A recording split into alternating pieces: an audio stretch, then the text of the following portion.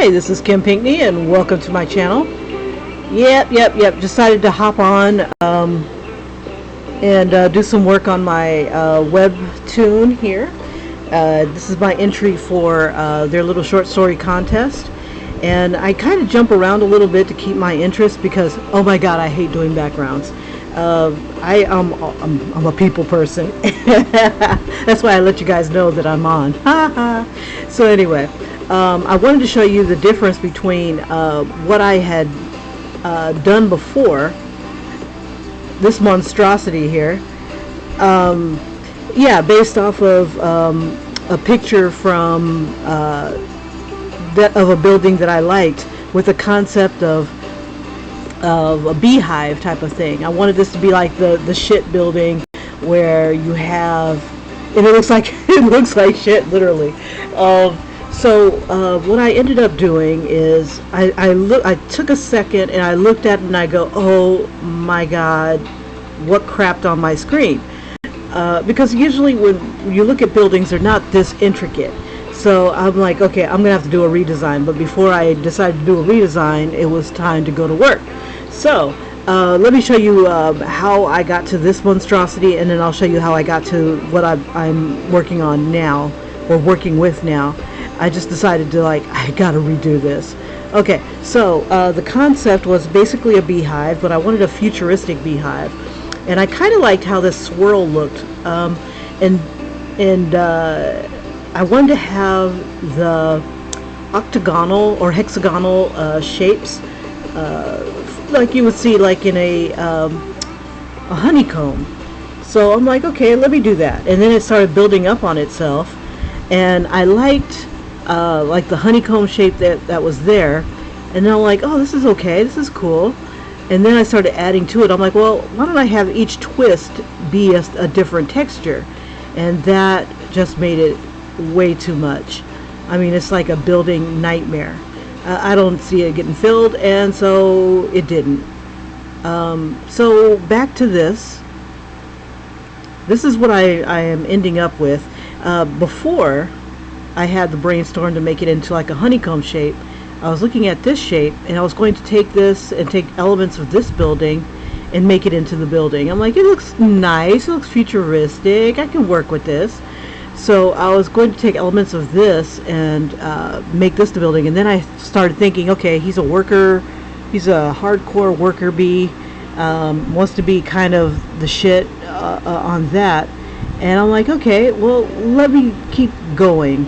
So like at the last minute, I saw a building that I liked, which was, let me see if I've got, well, actually we'll probably see it as we go. So let me go ahead and get that playing, because I can't keep the buildings that are in here. Sorry about that. Forget where everything is. Only go into it a billion times. Okay, so what I did is I took a picture of a building that I liked and couldn't afford, and kind of did like the rough outline of the shape. Just kind of blocked that in, and that was the twist. And then I created the honeycomb shape and tossed that on in there. And then I was thinking, at the very top of the building, we need something to keep people from, flying their planes into it. So I made it kind of like a light, like an eternal flame type of thing, because bugs are attracted to light, So I put that at the top, and then I did an alternating honeycomb shape at the top and then the very bottom, and then a bigger one where the office buildings would be. So like you got maybe the worker sheep in the smaller version, and then I put like some lights right here. So like if this was a night scene, which it won't be because he works during the day, this would be what it would look like lit up at night. But I'm like, these people are kind of froggy, they want to be the best, let's have it lit up like this all the time. And then maybe on special occasions the lights may change into a different color.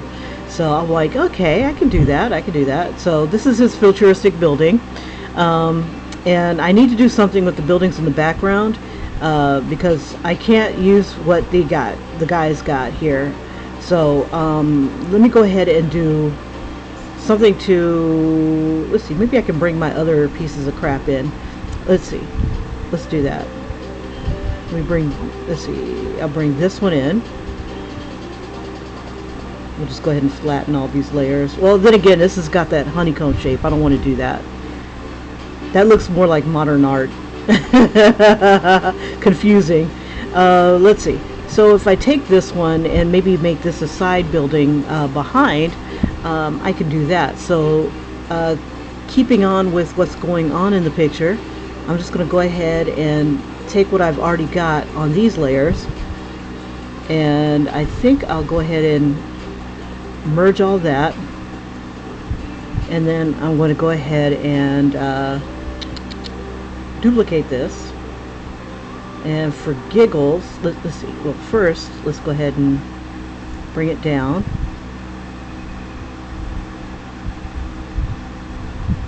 Like that.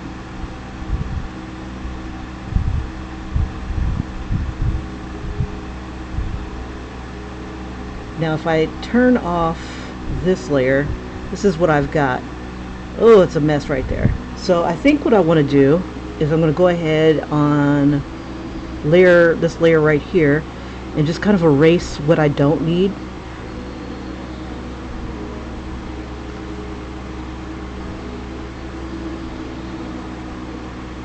Anything that might look like too much.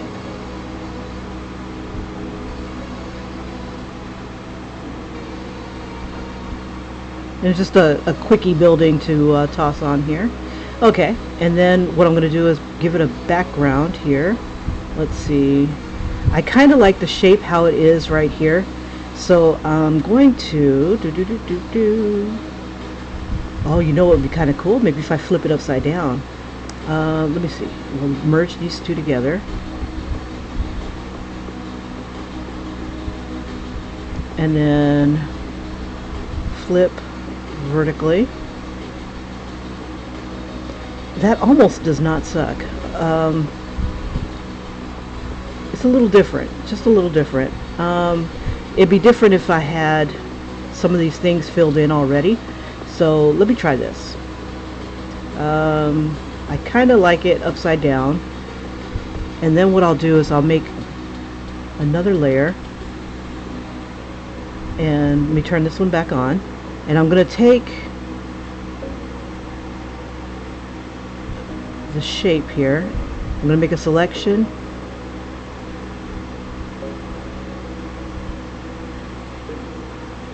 We'll just go ahead and bring it on down like a rectangle shape.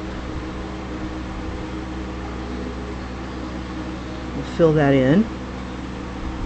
Let's see. And then we'll drop it behind. There we go. Let's see, what else can we do to this thing? Let's see. We'll start filling in some color. But yeah, I found that if it was too busy, it was just too much. I like some of the elements on here, but not all of them. Let me think. How would I like to keep, and what would I like to keep? I don't think I want to keep any of it. Anyway, that was the thought, that maybe I could salvage some of these things. Let me flip it back vertically. Now that doesn't look too bad. I'm trying to look at some of the things that are going on around the outside of it. Let me drop the marching ants here. Oh, I didn't select everything when I flipped it. Anyway, it was a thought. Let me see if I can do a quickie building. Let me get out of this. I destroyed that poor building. Okay, so let me think. I didn't want to make this one into the designing background thing per se. Let's see, so we'll make this building here. There's a building in the background, and I'm going to hide that one. I'm going to take this one and try to maybe alter it a little bit, just a little bit. Let's see, just because I want to get this scene done. I like the asymmetrical shape, but I'll show you kind of what I did to make the other building. So what I did is I took some of the shapes here and just kind of made a selection. And I want to get into what I was working on earlier. So I make a selection, go ahead and fill that, and then I'm going to make another selection.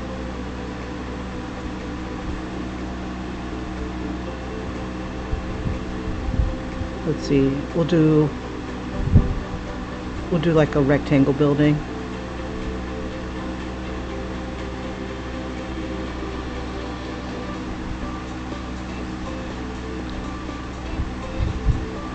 Because these buildings really don't matter. I'm going to fill that in. And then I'm going to take that selection tool again.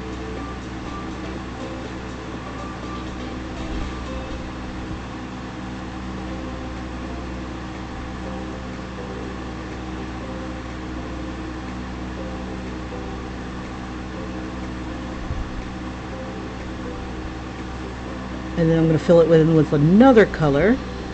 Let's see, we'll make this into this gray building.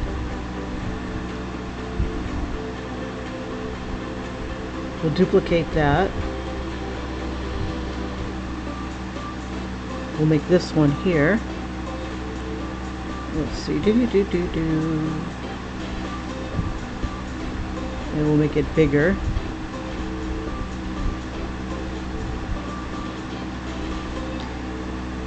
And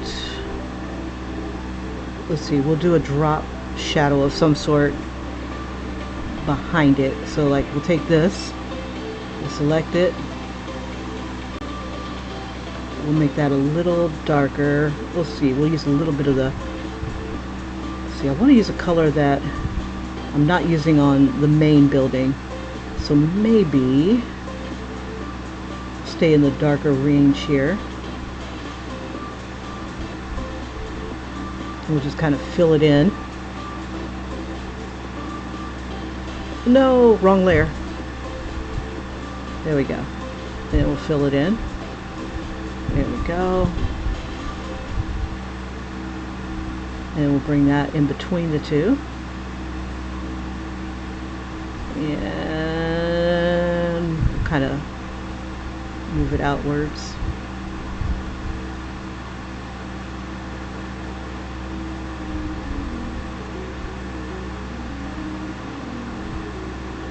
Bring it back in a little bit. There's like a little white line that's throwing everything off. Let's see. There we go. So it kind of looks like a bevel or something like that. And then I'll do one more wedge. Let's see. We'll do this one. Oops. Yeah, we'll use that one. Let's see, we'll use these two. We'll merge these two together. Come on, you. Okay. Merge down. Okay, and then we'll duplicate that.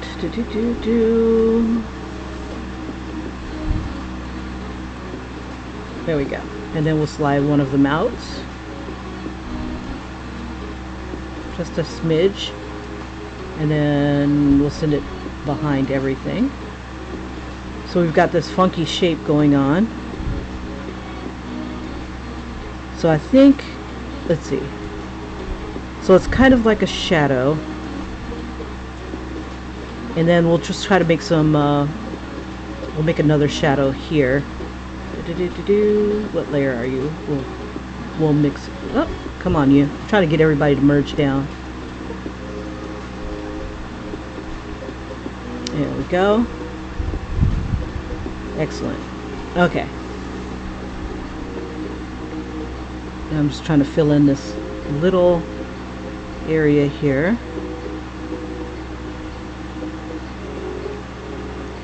Okay, so I'm going to make another selection and just kind of make that like maybe a darker color.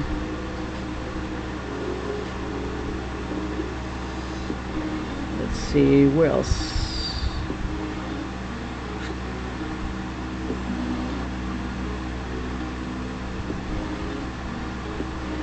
Okay, so we'll go ahead and get rid of this.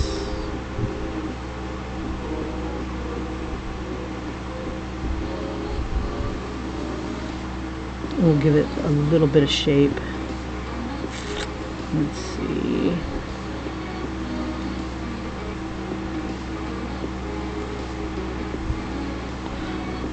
And then using one of the other brushes, see, I can. See, I really super suck at doing backgrounds and stuff. And since this part is not important because we're only going to be looking at it for like a heartbeat, I'm going to make it, oops, that's not what I want to do. There we go. I want to get rid of some of this.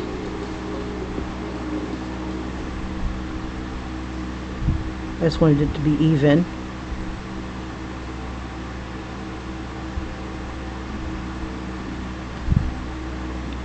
I don't know why I missed that side. Okay.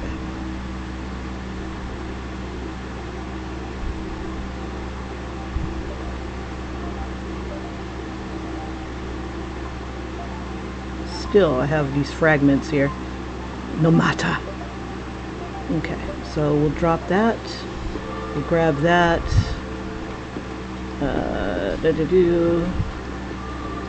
And then we'll just bring it down like that.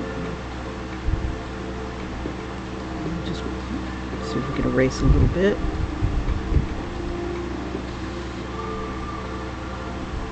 And if we make it, let's see, we can make it smaller so it's not as intimidating. Now, I want to make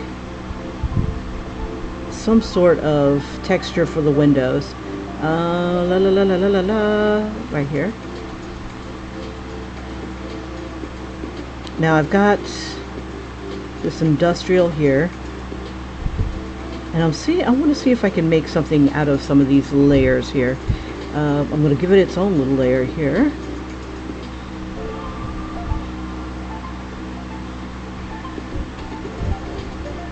Let's see.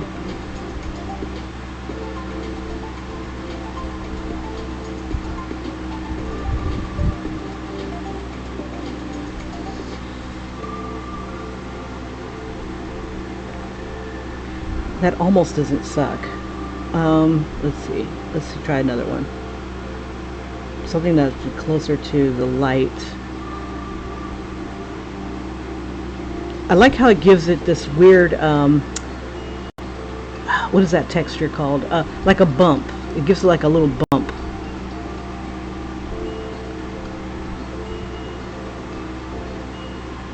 And then I'll just play it up a little bit more. Let's see, we'll use, let's see, I want to use something that will give me a little bit of a texture. Now, no texture. We'll just go ahead and use the soft brush. Okay. And then we'll just play up some of these shapes here. We'll use like a darker gray-ish.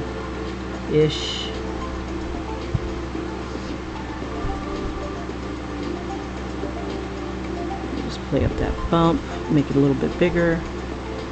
Bump, bump, bump, bump.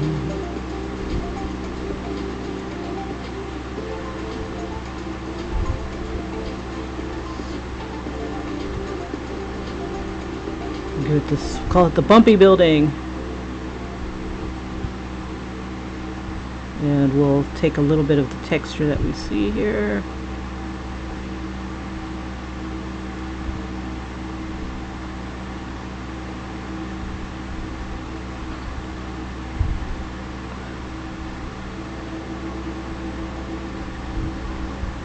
And I wanted to take something, let's see, let's give it a little something. We'll use the industrial again and use the caged, and I think I want to put the caged texture in this shadow here. Maybe I might be able to make it work. Let's see. Oops, I hate that. Okay, there we go. We select this. Well, I want to put windows in here somehow. And I'm going to smooth out this texture here with this soft, what do you call this thing? The smudge brush. So we can keep that, the bumpy look here. And then we'll probably do some abstract, oh, we could do lights. It almost looks like lights that are on here. That building, that shiny look there. Gotta give it a second. I'm trying to move it back down. There we go. So we have one other kind of abstract building going on here.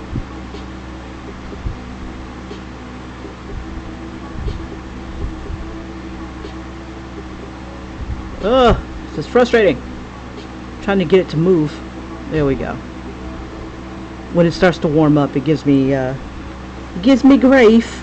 Okay, so I think, let me try something. I want to select these little gray areas and just kind of give it a contrast of some sort.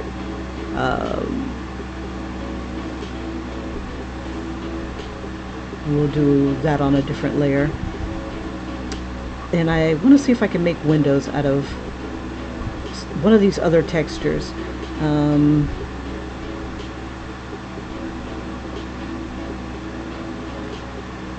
We've got a grid here. We'll make the grid pretty big. Let me see if I do one good sweep.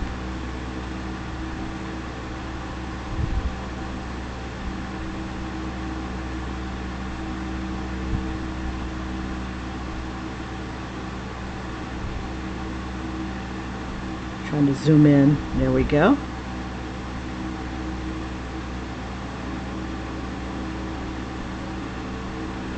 Okay, that almost does not suck. Now I just need it to be uniform.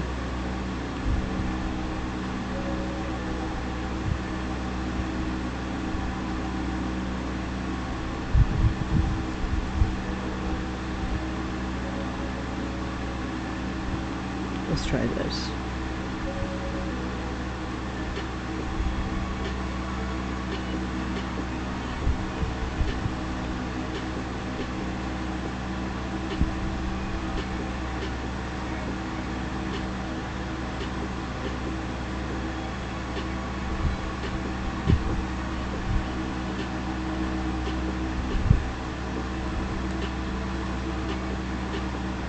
And we'll drop this down maybe a little and see what it does for us.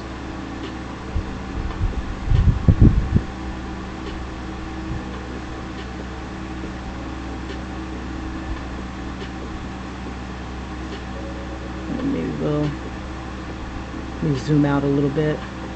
It might make a good window. Let me see. We'll put it on. Get rid of those.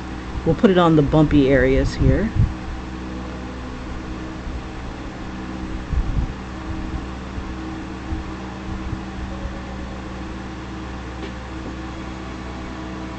And then maybe a darker color for the other bumpy areas.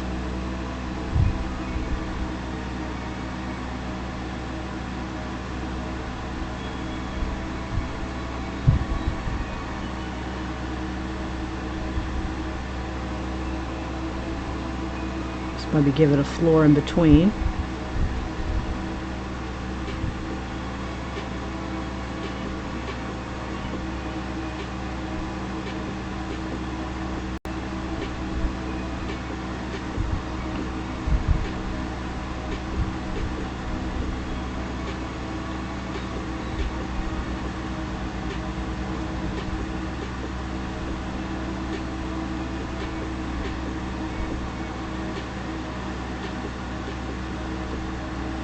Let's see, one building I saw had like curves.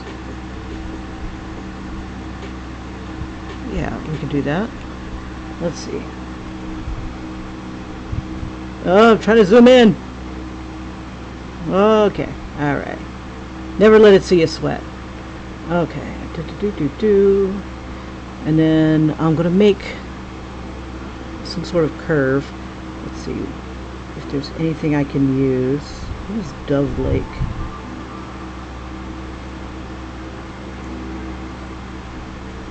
Just kind of curious to use. See if there's anything in here that we can use.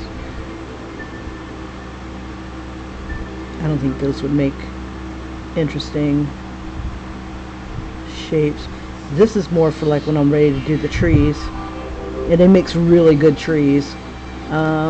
Ooh, this could be a tree building. Oh, okay, hold up. Watch me get tacky. This is where it gets tacky. Okay, let's see. Let me zoom out.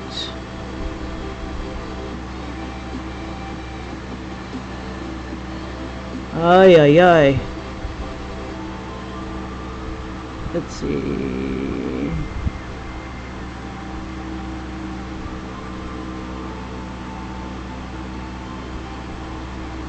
I've got bush. Let's see. Now, do I wanna? No. This looks too futuristic for a tree. But we can get away with putting some lights on it. Why not? Oops, wrong color. We'll have this one have yellow lights. Is that too thin?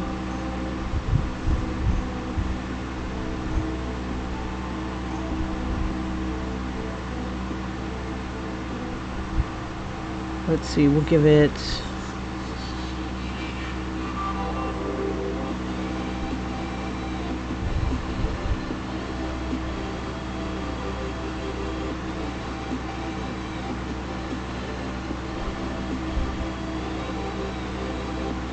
just something different for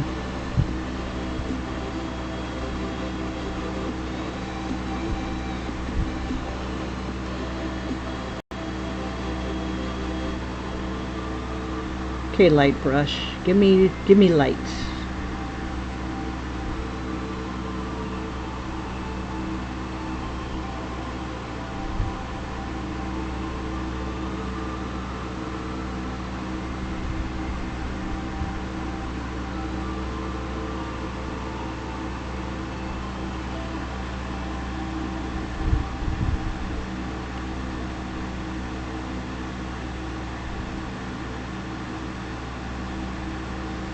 Maybe behind it.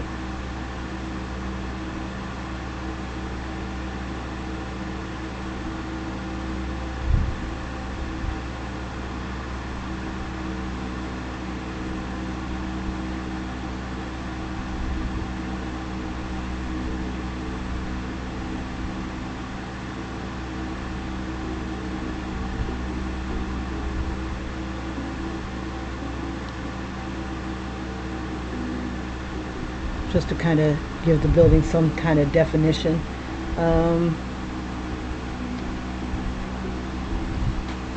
Maybe instead of yellow, I don't even know where I put it.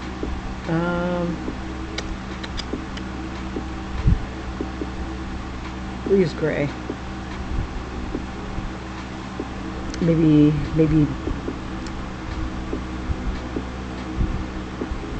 in this neck of the woods.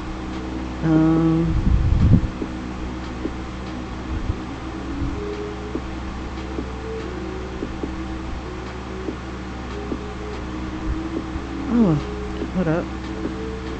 Let's see. I was going to try to do something to these windows.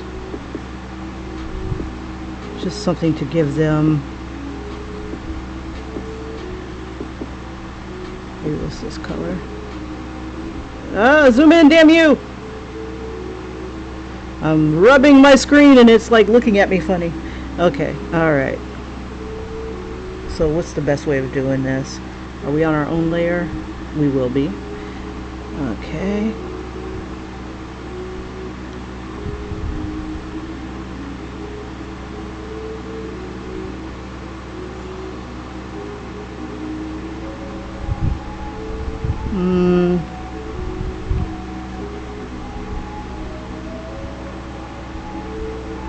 Kind of want something that would I can just kind of copy and reproduce.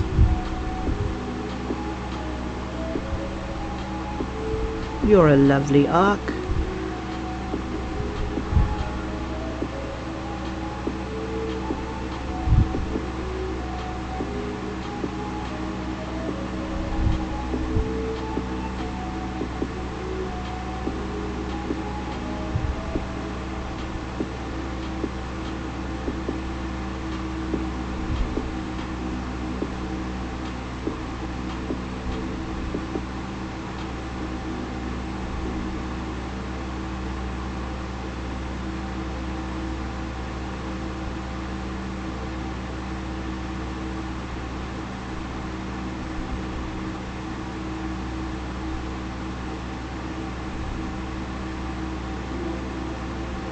Yeah, I'll make that building look cool by making all the other buildings look lame. Let's see. So if I select this and I take maybe that tone, take this tone with it.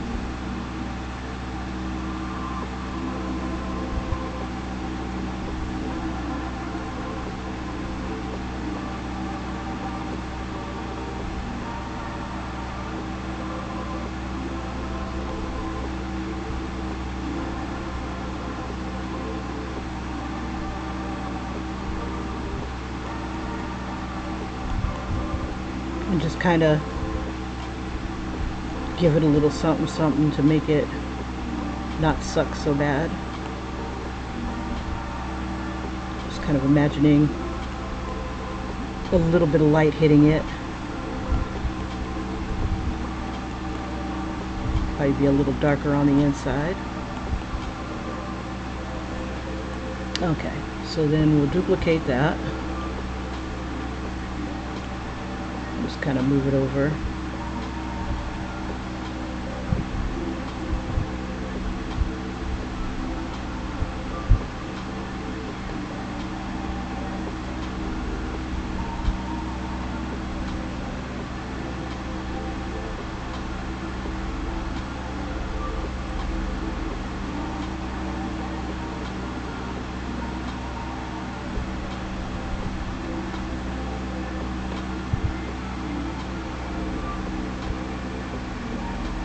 Okay, that doesn't suck too bad. It's not the best, but it doesn't suck too bad. Let's see. So we'll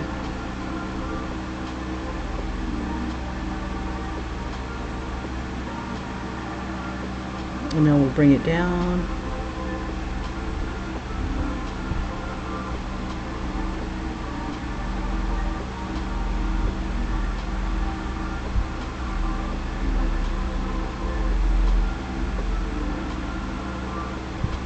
Or maybe these guys should be more rectangular.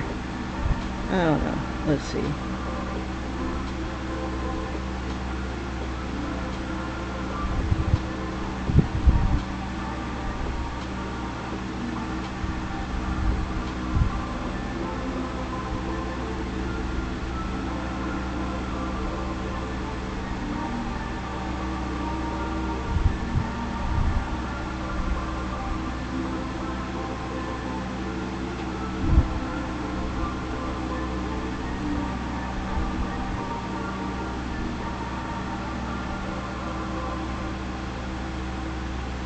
I don't hate it. Let's see. See, I'm not in love with it, but I don't hate it. Let's see. Let's erase all that. not quite centered, but that's okay. Neither am I. Let's see. So that might not look too bad at a distance. So what I'll do is go ahead and merge these guys together. Where'd you go?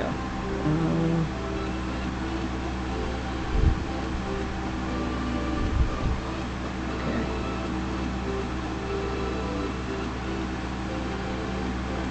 Trying to find. There we go. So these guys here.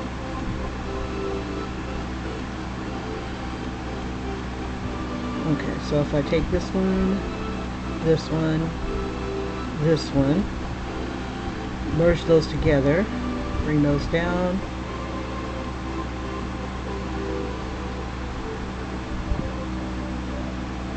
Trying to decide, do I want to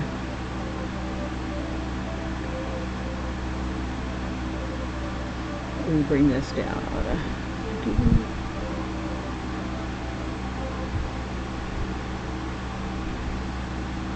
And then what I can do is take this gray here and then make that into the division.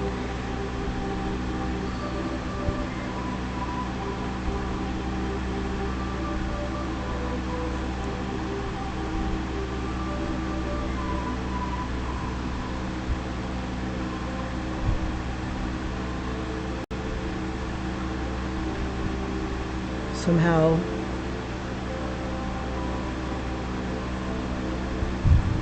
I don't know what layer that's on.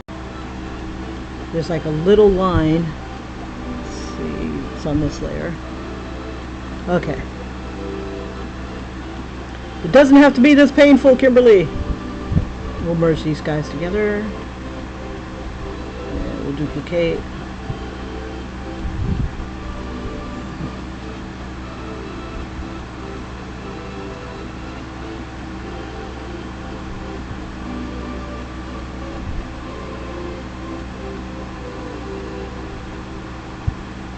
All right, and then I think what I'll do is, let's see,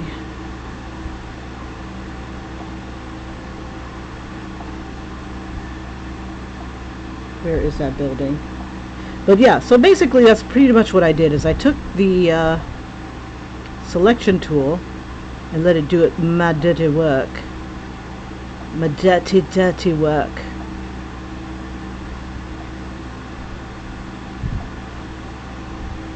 Filled it in and used what I've got in the backgrounds here. Let's see. Now what I think I want to do is I want to try to smooth this out or make this. Let me see if I can give it. Let's see, I want to be on the layer that has this on it. That's not what I wanted.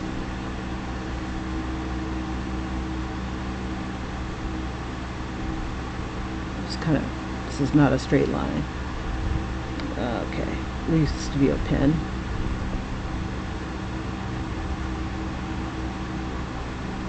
Okay.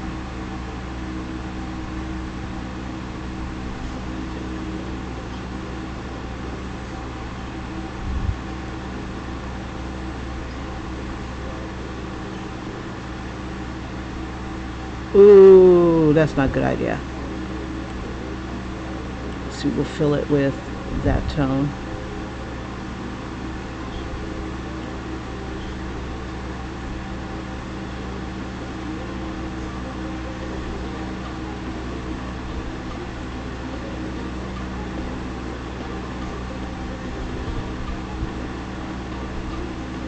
Well, okay.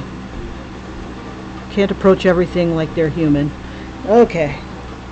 So I wanted to be on this layer and then erase this shite.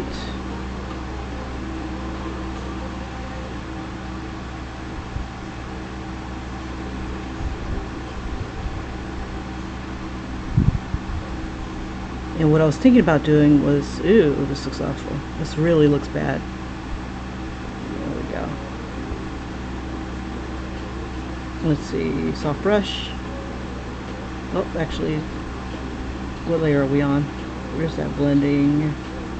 Right here. Ooh.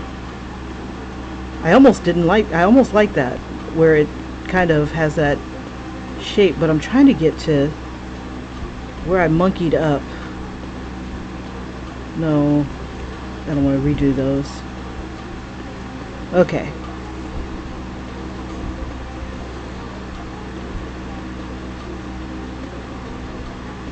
Okay, so it is this layer. I wonder, how can I make this work? Take the selection tool.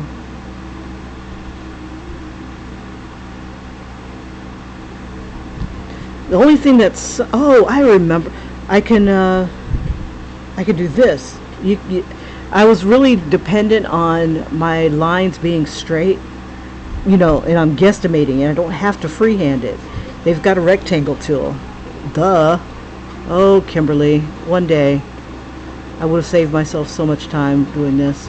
Okay, so I want to take this, fill it with that, and then hopefully that's the same color as that. Let's see. I don't know why I'm killing myself doing this. I wanted to fix this right here.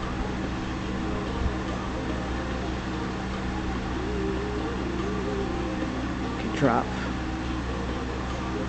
And oops. Oh, it's on the wrong layer. God, dandruff. Okay, I want it on this layer. There we go. And it doesn't feel like it's the same color. It doesn't look like the same color. Okay, so let's do this. Take that. It doesn't look much better, so let's fill it.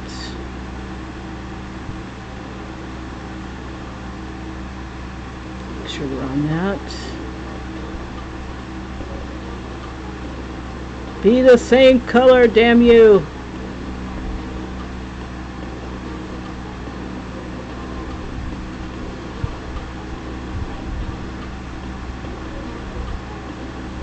Having color problems. Okay, I think what's happened is that it was picking from the shadow color. Yep. Okay, not a problem. We'll just kind of make it blend with that shadow color.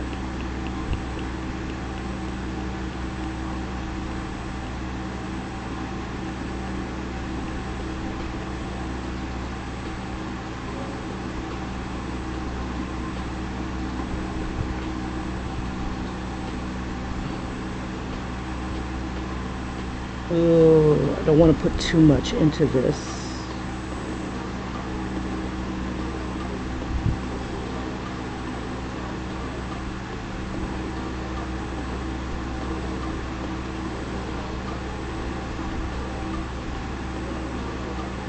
Yeah, so while I was creating the other building, I pretty much went through the same thing, trying to figure out what the hell I'm doing, how I want to do it, and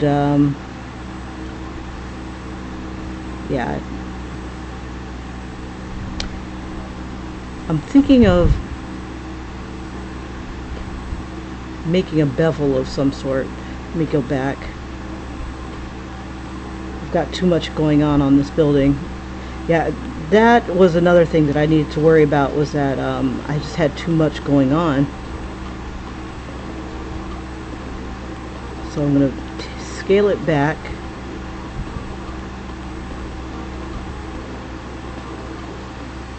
Okay.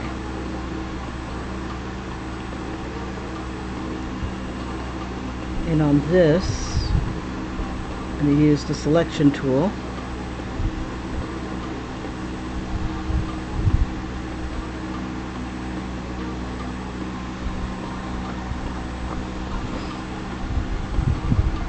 Can't tell what it selected.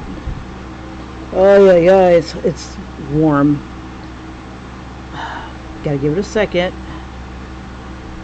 It won't let me pinch it back out. Okay. Pinch it out, Kim. Alright. So, let me see what it filled. It's not filling. Why are you not filling? You selected something. What did you select? Oh, okay. That's what you selected. That almost doesn't suck. Just want it straighter than it was. Now that I remember, I have tools. I can make kind of like a, oops.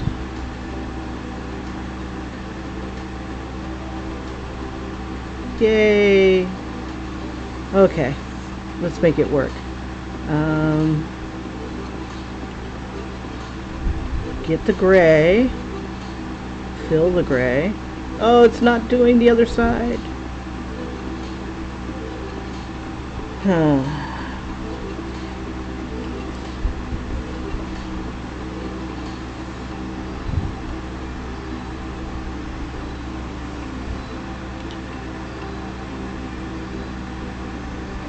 Okay, I am not unhappy with that. Okay, so let me take that. There we go. Yeah, for some reason, if you have a color already on here, I think it's because of the color drop thing, like this color drop. If there's already a color there, it's hesitant to add more for you. This wasn't supposed to. I just want to get that edge right there. Take it to the chorus. There we go. Ha! Jinkies, like pulling frickin' teeth. Okay, so let's go ahead and clean up these. I'm trying to zoom it in. Zoom in, damn you! Okay, I don't need you layers for now. It's like, okay, what are you doing? What are you doing? It's like, it's what it's asking me. It's like, what are you doing? Woman, stop touching me. Okay, there we go. If you don't stop touching me. Okay, this is what I'm trying to do. Get rid of this crap around the edges.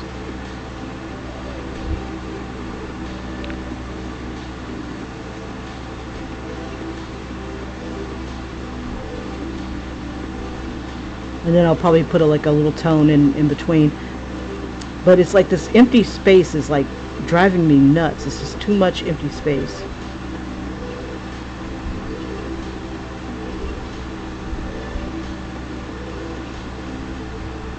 So I want to find something to put in between these floors.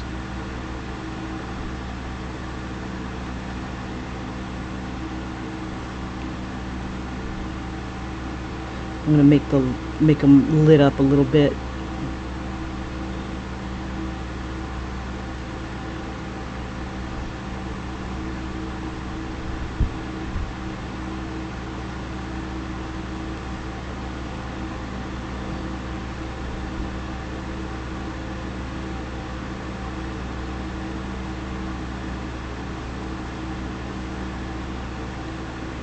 Okay, so let's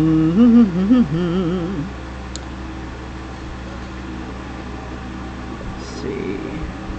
This would be kind of cool with some lights like going upwards this way.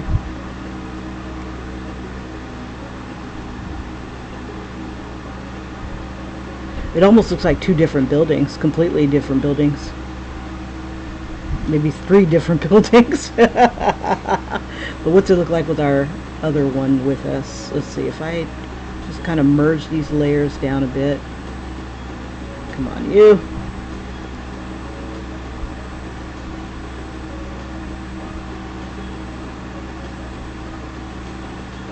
I'm trying to do the pinchy thing. There we go. Pinchy, pinchy. Okay. Plus, I'm going to select this layer. Throw black on it. Oh, not like that. this. And then do the linear burn, and then just kind of make it diffuse into the background so that our building looks like the shit. And we'll kind of toss that in there, bring that down. Okay, so we got that building in the midst of that building. Oh Lord, how like pulling frickin' teeth. And just so that people don't see how much the building sucks. Oh, you know, it does look like two different buildings. Son of a biscuit eater. And then I lost one of my little windows here. You know what? We're gonna make it stay lost.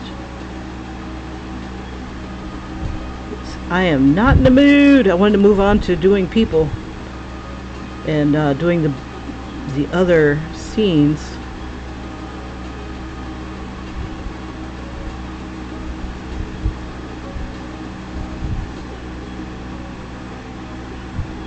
Oh, okay. Hold up. Wait a minute. I think I can make the building more interesting, but I do it and I don't want to make it more interesting. Okay, just leave it alone. Leave it alone. Let's see. Maybe I'll cast a bit of a shadow on the other building. I don't even know where the light source is for this. I am the light. Hey, Starlight. I'm doing the contest right now, and then maybe I might go for that with the novel comic. It's on Webtoons. The contest. It's $15,000 is the prize, and if I can make that prize, oh homie, oh my God, I see a Cintiq in my future. But yeah, I would like to do that. So I've got these guys in the background here, and because of copyright issues and things like that, I don't want to kind of leave it like that. So I want to change it up and do something a little different. I think I want to do one of those buildings that have like kind of like bevels on it. So this is going to be the last building because I really don't want to do more buildings. Buildings suck, at least for now. Like, so this is my little futuristic bee building. And then one of the guys that were popping into the stream said, well, do they work with honey?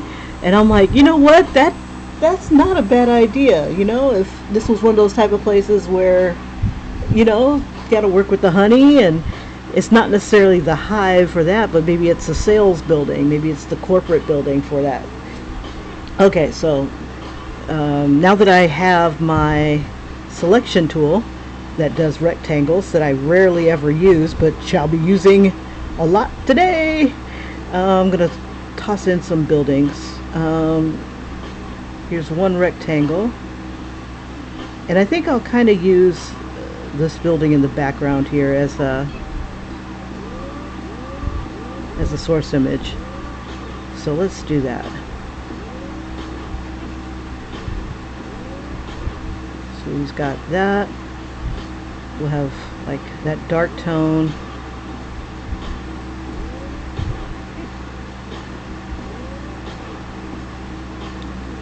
We'll give it another layer.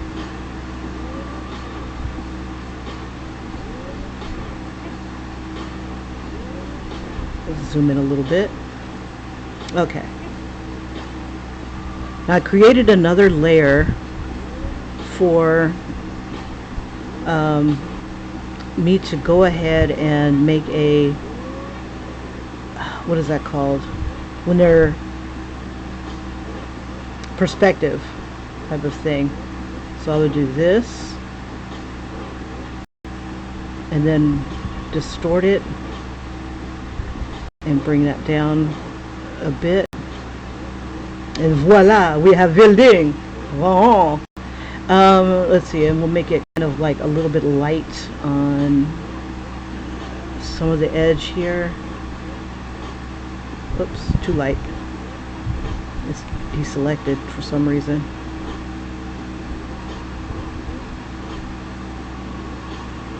There we go. Oi, oi, oi. Okay. Just want to be on that layer. There we go.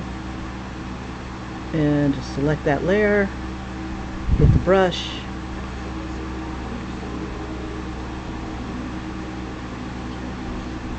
And we'll hit this tool again. Oh, I hate when this thing gets in the way. God, dandruff. Alright, alright. Reset. Okay. There we go. Whew, man, like pulling freaking teeth. Let me bring this up. And we'll distort it here.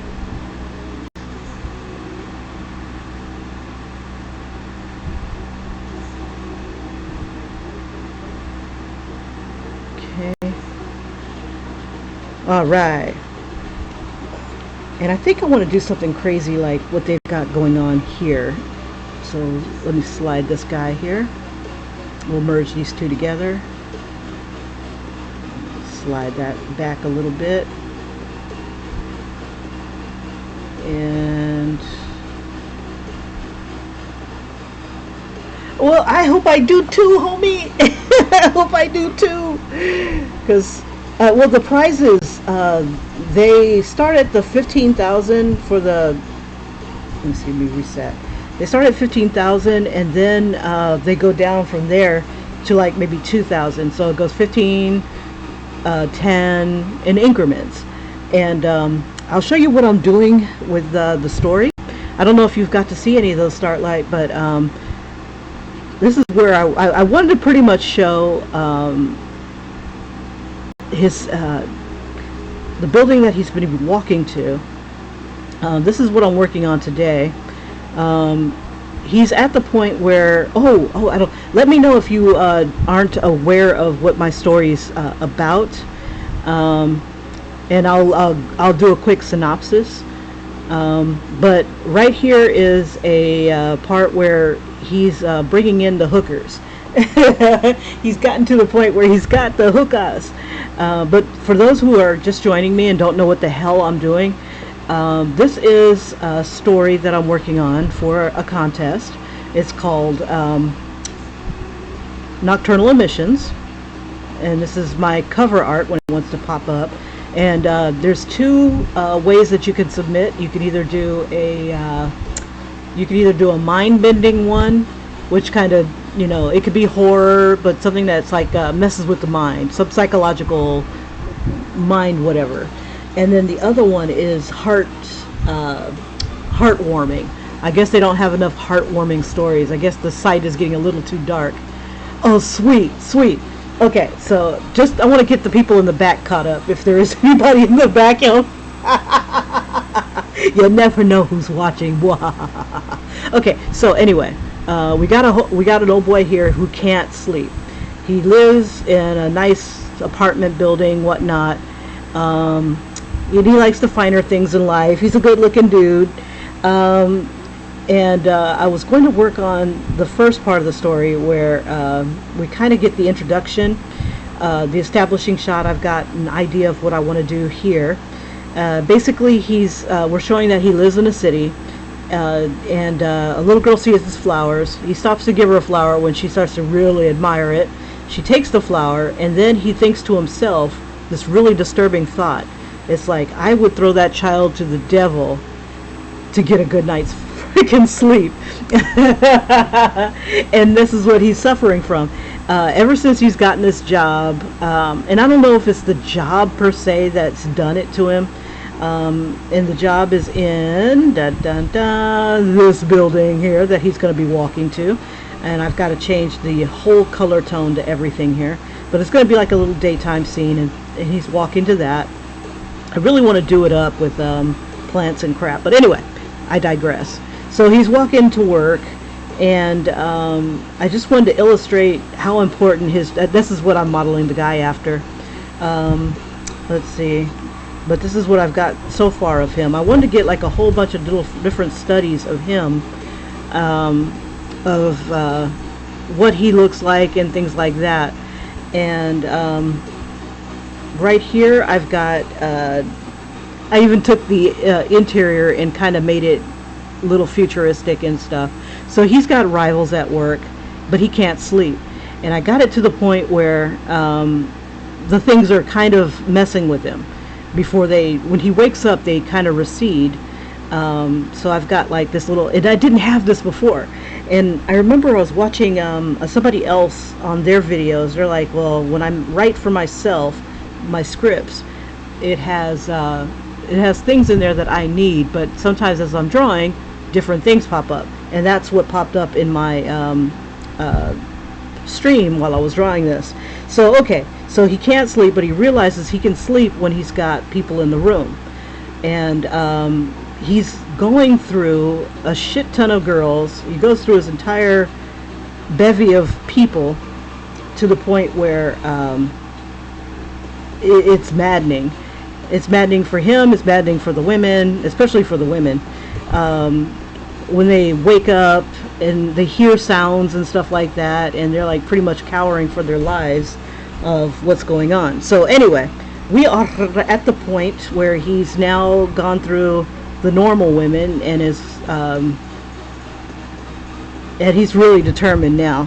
I got him here to the point where he's at work and he's just so frustrated, and his job performance is going down, and he's being teased at work, and now he's pulling up the hookers. He's got a box installed so that he can put money in it and not be bothered. You know, it's like, okay, these people got to stay in here while I'm asleep. So he figures if he can get through this to his promotion, at least get some sleep until then, he should be in good shape.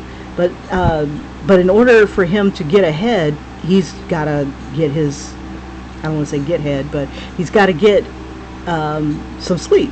So basically he has no problems meeting women, but they all end up the same to the point where they want to crawl out the damn panel. So anyway, right now I was working on this one idea with the call girls, and I started drawing this one here, and I'll just kind of do a quick replay. So the idea behind this particular scene was that he says like, look, you can come in if you agree to this. So she like, oh yeah, she sees the money, is like, oh hell yeah. But all he wanted to do was get some sleep. He barely even looked at the chick. And I want to say that she was late. That would be funny if she was late. So he puts the money in the box. It's on a timer. She can't leave, and she saw that big ass wad of cash. So she's gonna stay. So she's texting her friend, and then he rolls over and he's got a boner, and she's like, "Oh yeah, I'm gonna do something about that." So she takes a selfie of herself, and she sees something crazy in the background. She turns around, and then there's this monster thing. And I was struggling trying to get the right pose. So like if somebody turns around, you know, this is what you see. So I decided, you know, I was so hip to this that I'm like, and this wasn't in my script. It was basically that he goes through the hookers and they have a hard time at, you know, and then eventually they talk and, you know, shit happens. So I'm not sure if I want to show what's going to happen to her during the night, because I can only do up to 30 panels per episode, and I can do it up to between 3 and 5 episodes. So I have to figure out how much information I want to show, and I still have a lot more to go through, a lot more panels to do. And so I'm thinking about doing, once I'm done with this page, I think I'm going to go ahead and I'm going to go ahead and do more of the thumbnails. Like pretty much I wanted to be done with the thumbnails. Well, thanks Starlight. Oh, it's I've got a twisted mind. I want to show you this other story that I thought would be cute. But here she is. She's going to see him putting in the water cache, and I'm thinking I'm going to split this panel so that she's coming in and she's showing off her outfit or whatever, what little outfit she does have, and then and I put on Instagram. I'm friends with someone called Exotic Cancer, not friends, but following someone called Exotic Cancer. And she makes hooker wear, sexually liberating wear, and different little images and stuff. And she has this one product where she has underwear, panties that say "Money makes me come." And so I'm like, you know what? Let me do a nod to that. So on her, I have "Money makes me moist" on her panties. As soon as I can get this thing to zoom in. There we go. And I was working on this today, and I'm like, this is so much more fun than a stupid building that people are just going to look at for a few seconds before they move on to the rest of the story.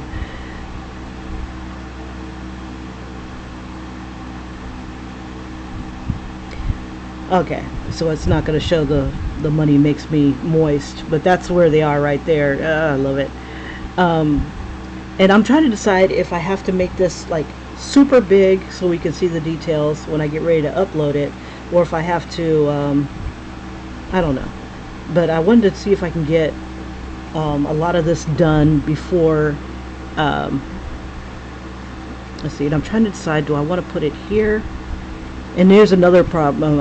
I had made the thumbnail, and I wanted him to kind of block the pose, but I really like her pose, so I think I'll end up having to make her smaller.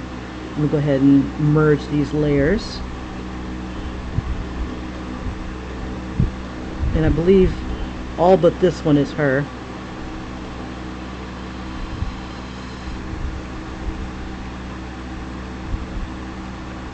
Let's see, we'll do these guys together. Trying to squeeze it so that they'll merge.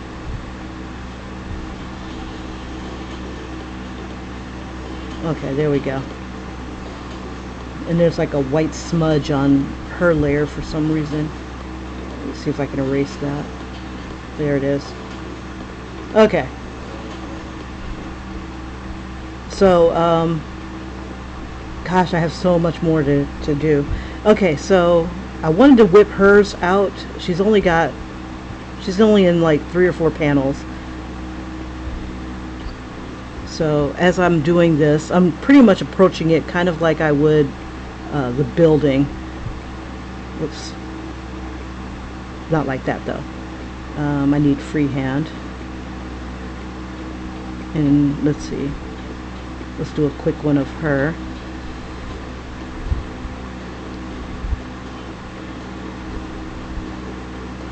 And I remember watching this one thing on where Prince is on stage, and then one of the Kardashians tried to join him, and he won. You know, she's good looking, and she was supposed to do a dance, but it turns out she can't dance for squat. So Prince booted her off the stage. Get out of here! Get out of here! Get the hell out of here! That was so funny. So I wanted the kind of same thing where, you know, she thinks she's all that as a call girl, only to find out that yeah, thanks. I'll go ahead and keep her like that, and then I wanted her to be like, I can't believe this mess. He barely even looked at me. And then he took the damn blankets. He took all the goddamn blankets. I'm supposed to be here for 8 hours and quiet. You know what? I should have her in like high heels too, just to be spiteful. Give her the hooker shoes or something like that. Like disrespectful. Should have been late. He doesn't want to have sex now. Sex was always going to be secondary for him. You know, it's Sleep is the most important thing. And have her kind of like, as she's texting her friend, angry texting.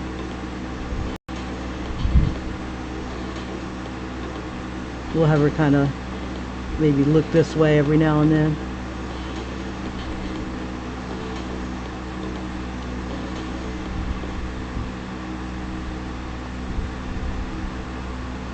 Actually, when it comes to the webtoon, it's a scrolling thing.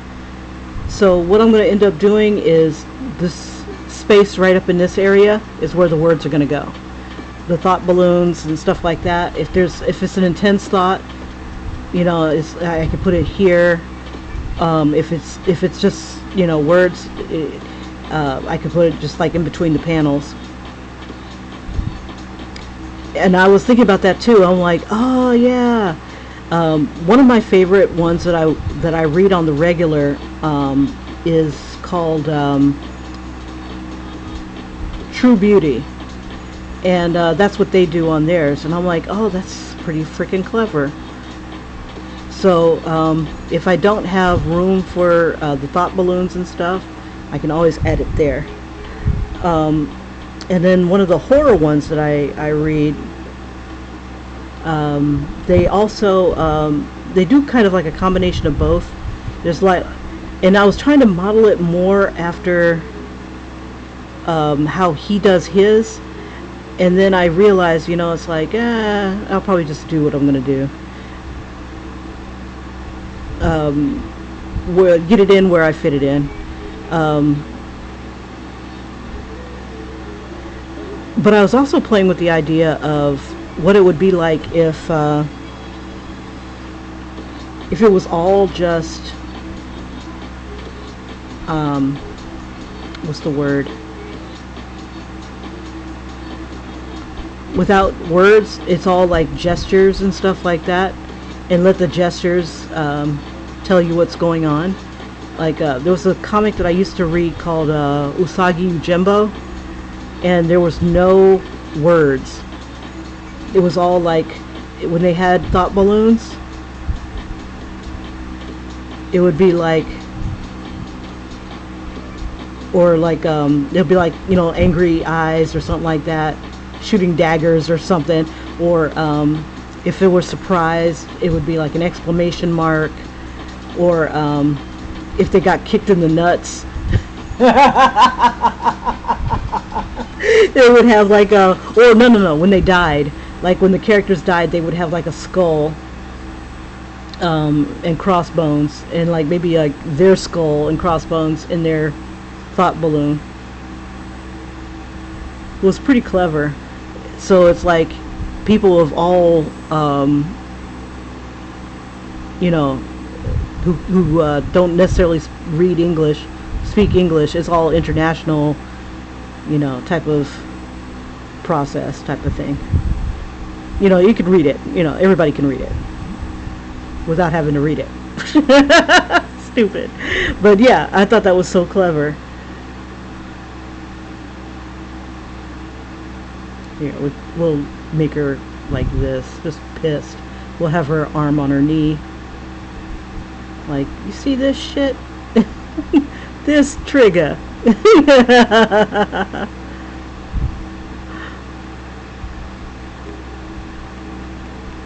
8 hours. That's a... I wonder what the going rate is for 8 hours. Yeah, action speaks louder than words. Exactly. There are, you know, I haven't come across too many that do that. And definitely you don't see that in American comics. The only other comics I ever saw that in was the panels with Sergio Aragonés on Mad Magazine. He would whenever he was like in between spaces and stuff, you would see all these little cartoons, and they were usually really funny. And he would draw on the margins, and I always looked at the Mad magazines for those. That and Mort Drucker. I'm really dating myself, but yeah. So I was playing with that idea where it would all just be action, and it reads a lot faster that way. So if I'm doing like an action story, that would probably be what I'd go for. I told myself that I would time myself one day to see how long it took to do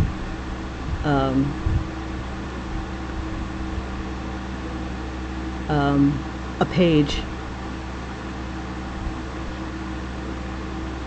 But you're right, you know, and I couldn't decide if I liked that better, but I knew that it would, I'm just going to have him like take all the blankets, all the comforter. It'd be like just freaking bare mattress. This is like, this is so icky. You know, his first hooker, and this is not going well. It's like, this trick is late. She's so late. And he's got all the blankets. I want him to look like a snowman. He's so full of blankets. Okay, so we got that going on, and then the text messages will be right here.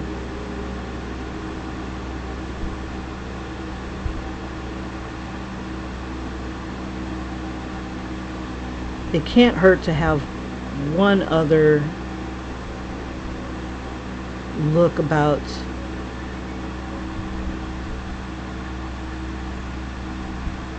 we'll have the pillow, that pillow fall.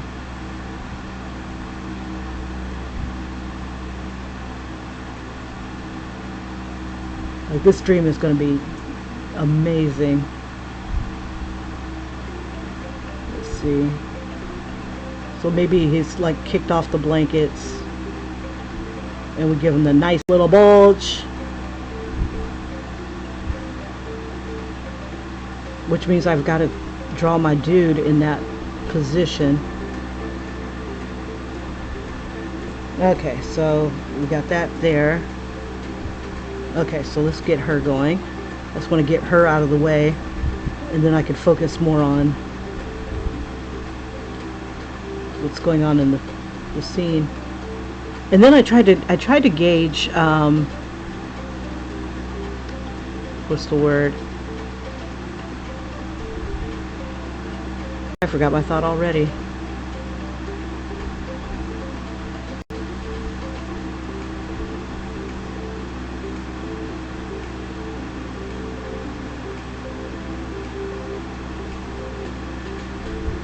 Crap, I forgot what I was going to say.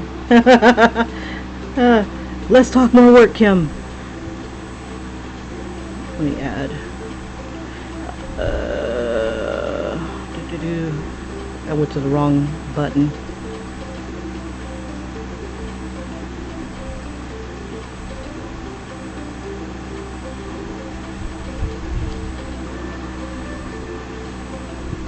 Oh,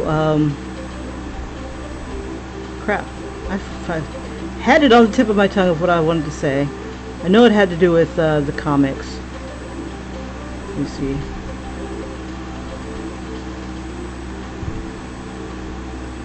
It'll come to me if it's important.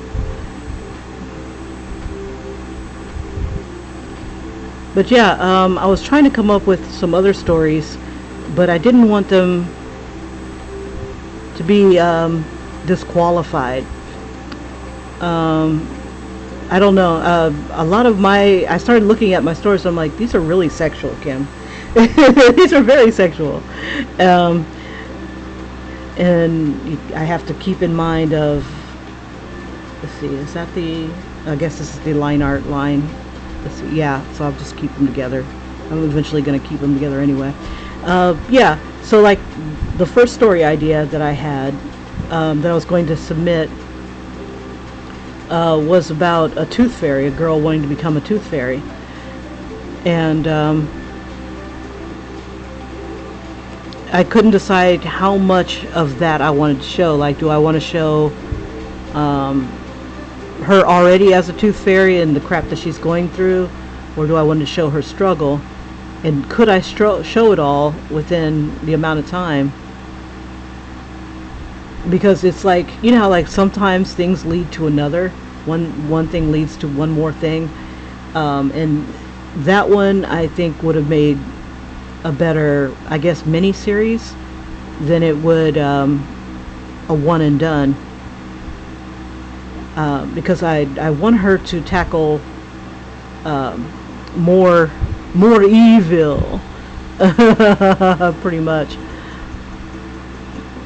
And this is giving me a chance to think about some of the other stories. And then I wanted to also do the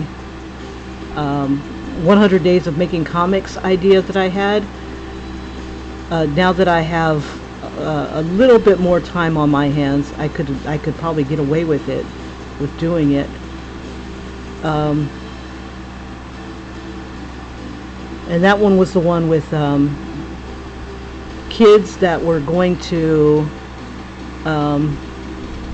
the parents pretty much dropped them off at juvenile hall, and it's a play on what if instead of them being good kids like in Dungeons and Dragons cartoon, they're bad kids, and the world needs more minions.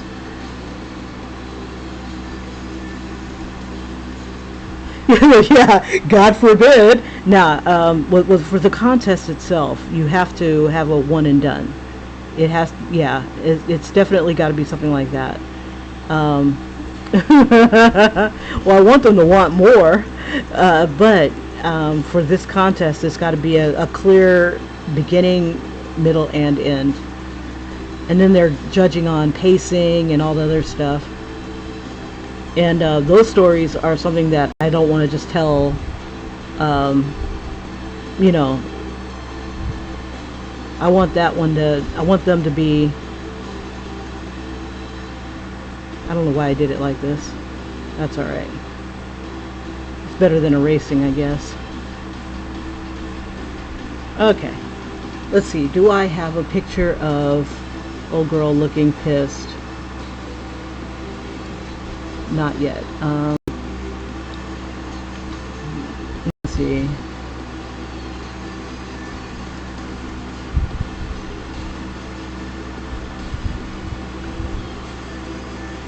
Okay, let's see. Oh, I don't mind you asking at all. I've been drawing ever since I was a little kid, but I didn't start getting good until high school. What it was is that when I was a kid growing up, we didn't have the internet, and we had comic books, and what else did I have? Yeah, I pretty much had comic books, magazines, but we didn't have the YouTube where you could look at that and go, oh. And I definitely didn't have this technology. So it was like, wow. So I'm going to kind of use this angle here, and then kind of maybe tilt it a little bit. Okay, so let's get her eyes. And a lot of it, yeah, I'm pretty much self-taught on some of it. It's like I got this epiphany, this realization way back when I was doing, it was like I was drawing with a friend of mine for over the summer, and we were both teenagers and stuff. And then it's like one day I just like saw the negative space, the positive space, the negative space, and that made the biggest difference in the world. From there, I was able to, like how you see like the faces, and it looks like it's either two faces or a vase. That is what changed my drawing, and because I never noticed that before. I always focused in on the one thing that I was doing, and I would always be frustrated that I wasn't making it, So I learned how to draw the shapes that are around the stuff that I'm trying to create. and then it's like, oh, dog, I got it. So from then on, it wasn't perfect. They weren't perfect drawings, but I became a little bit more aware of what I was doing. You know, because when you're trying to draw from your mind, in your mind's eye, especially if you're a little kid, your mind is going like a billion miles a minute. You see a whole cartoon playing out in your head, and yeah, so that's me right there.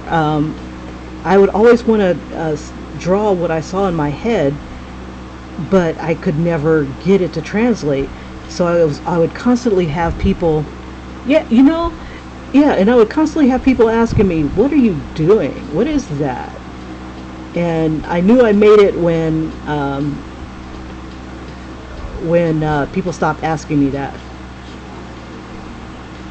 You know, they could clearly see I was drawing something, or they could recognize what I was drawing. Let's see, I want to make sure that I'm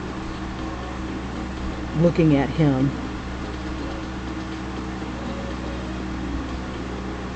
Try to decide, do I want to do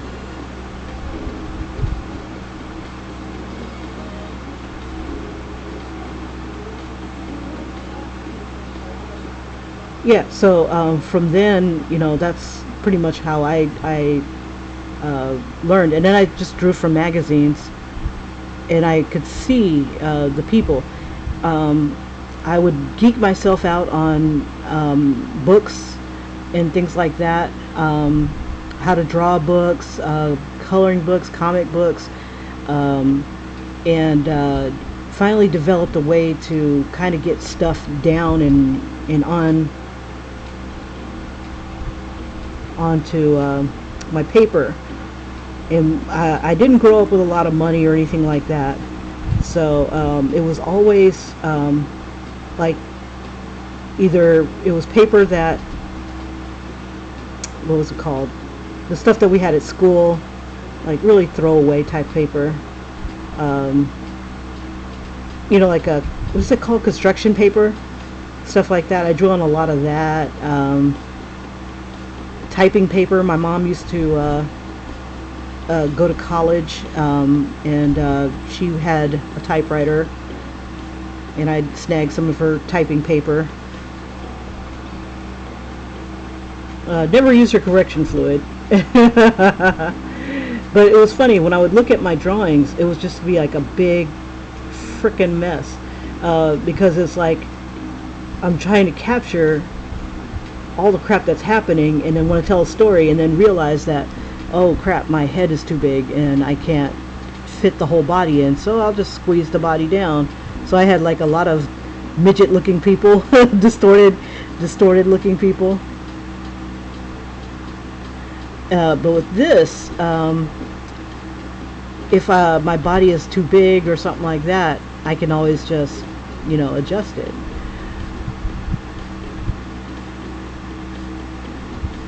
Okay, I'm gonna make her look a little bit more angry.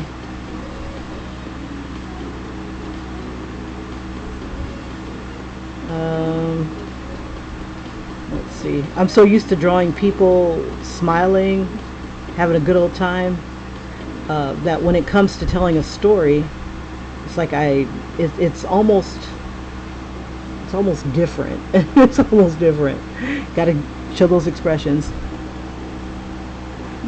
You know, I had a friend of mine back in high school. She kept some of my drawings. I think she meant to give them back to me. The teacher, it was the last day of school, and I had did a final assignment where we had to write a children's book, and mine was at the last minute. I came up with an idea of Webster's dictionary. Webster was a little girl, cosmic goddess, and she had created vowels and things like that, and yeah. So basically, the world was her dictionary. You know, so she assigned different people to be. You know, it's just like a whole little story, and it turned out pretty good. and I took all kinds of drawings, and I drew my ass off. 26 people. I don't even know what happened to it. God damn it. I hope I didn't lose it. I know I've got a video where I took my old drawings and showed them off. Oh, well, thanks. You know, and a lot of my friends that I started off with drawing, like my friend that I had drawn with over the summer, her stuff didn't improve, and then she just stopped drawing altogether. A lot of my friends did that. They could draw pretty well, but they just didn't keep it going. And me, I just kept going, even when people told me my shit sucked or couldn't tell what I was doing. And then in high school, that's when a lot of the stuff just took off. But I always kept drawing. When I was in the Navy, I was drawing. I was drawing cruise patches, the stuff that like you would see on jackets and Top Gun or something like that. I was drawing patches for people. I was drawing portraits. I was drawing caricatures. I just never stopped the drawing. And one of the things that got me was when I had gone to a convention, a comic book convention in San Diego, the Comic-Con, my very first Comic-Con. And a friend of mine told me, you should bring your drawings with you. They got people there that could take a look at it and give you an evaluation. So I stood in line with some people, and I thought I was the shit, and I had gone to Warner Brothers. I went to a Warner Brothers booth, and I stood in line for the longest frickin' time. I mean, I could have been doing countless other things, like looking at my favorite creators and stuff like that, comic book creators, because I would draw from comic books. And one of the ones that I was interested in was what's her name? What was it called? Lady Death. Oh, I used to love that, and that was going to be the next booth I was going to hit. But somebody told me, yeah, bring your drawings and let the people take a look at it. I'm like, okay, all right, you never know. And I'm like, well, I couldn't do anything. I'm in the Navy. If they offered me a job, I couldn't take it. I'd try to figure out ways to take it, but there's no way I could do it. Let me make her look a little angrier. So I went, and it's funny. I was talking to a young guy in line, and he was telling me how he was apprenticing with another comic book creator, and he had a really nice portfolio. I mean, a nice portfolio. And then I looked down at my thing, and it was a photo album. One of those photo albums where you lift the plastic and you put your drawings and stuff like that into it. So the people at the Warner Brothers booth, they looked at it, and they're like, "You need to go to school." And I'm like, okay. So I just listened to them, and I just felt like crying afterwards.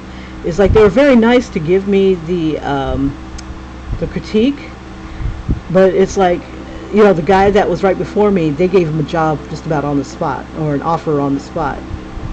And I was like, oh yeah, I'm in the bag, because all he is a colorist.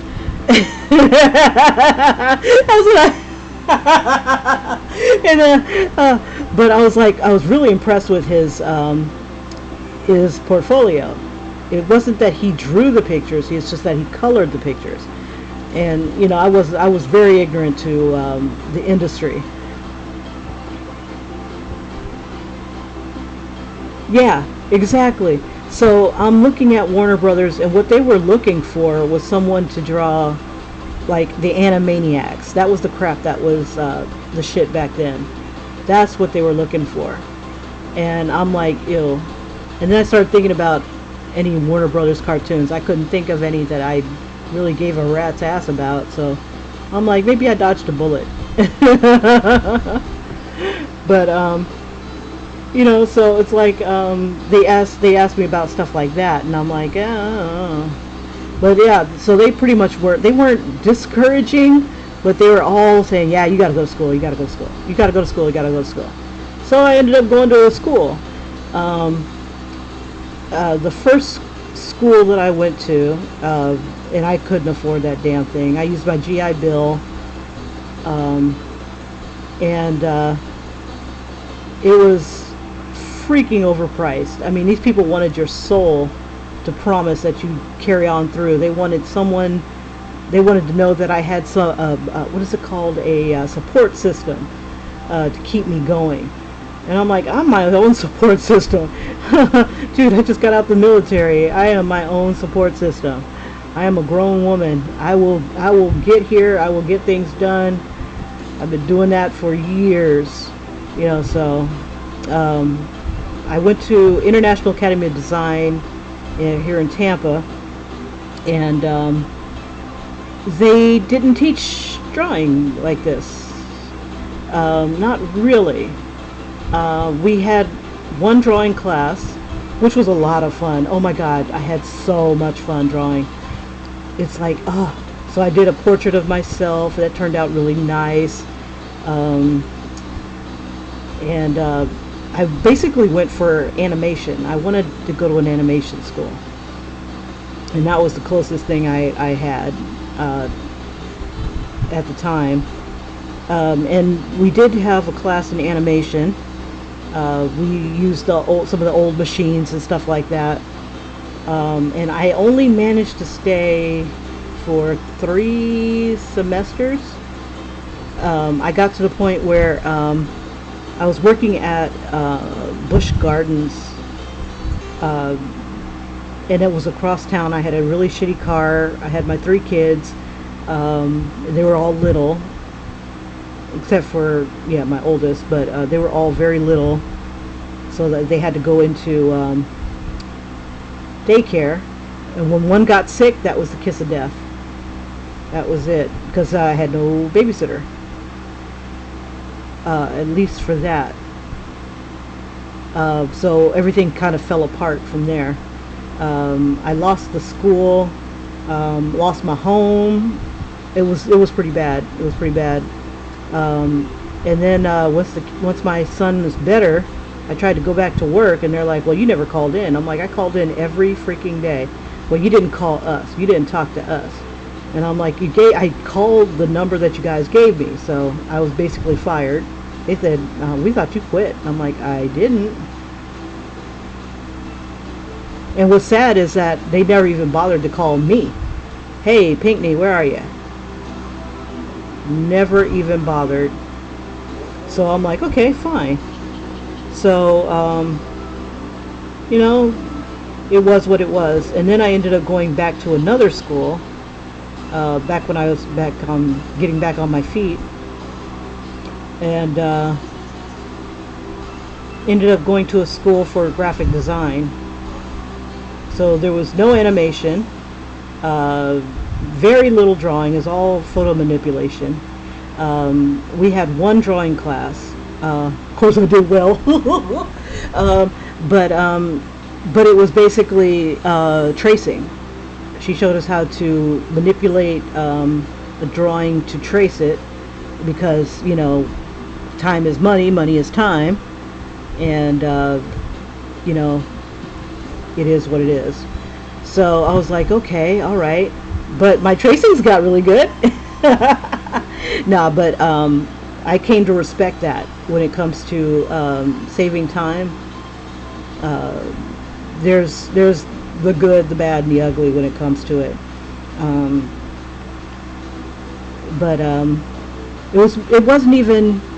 It wasn't a drawing per se. It was a rendering. That's what I call those people that, like, on YouTube, that will draw, and then but they would never show the beginning of the drawing. They would always show you their outline that they probably traced. They didn't show from beginning to end. So I never really respected those that did that. And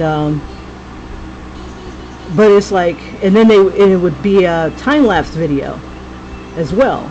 So it's like, really? No idea. I went through some hell. I became homeless. Yeah, I depended on the GI Bill so heavily to pay for my school, and that once I had I what was it? Was I laid off? I'm trying to remember. Yeah, once I was laid off from Busch Gardens, or fired from Busch Gardens, I had to make the decision: do I pay rent or do I pay the school? And I'm like, I got 3 kids. I can't be in that kind of decision. So it came to paying the rent. So once the school wasn't getting paid, the GI Bill got shut off. And in the meantime, I had gotten another job at, what was that place? Target? I worked at a Target, and they cut my hours. So it's like I couldn't live on that crap. And so I became homeless. I ended up having to go, I had to give up the school. I ended up staying at a person's apartment, and she was in like public housing or something like that, but she had already moved to another place. She just hadn't, what is it called? She hadn't turned in her key. So I moved, we were evicted from our apartment. I ended up moving into her place, and I think they were going to do renovations or something like that. So they were pretty much trying to force everybody out. And I'm like, okay, all right, we can do this. And for about a week, I paid her electric bill so I can get the electric turned on.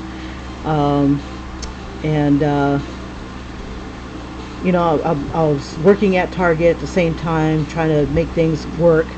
And then we were discovered and we had to leave. What was it? So just as we were leaving, we had gotten a call that said that, what was it called?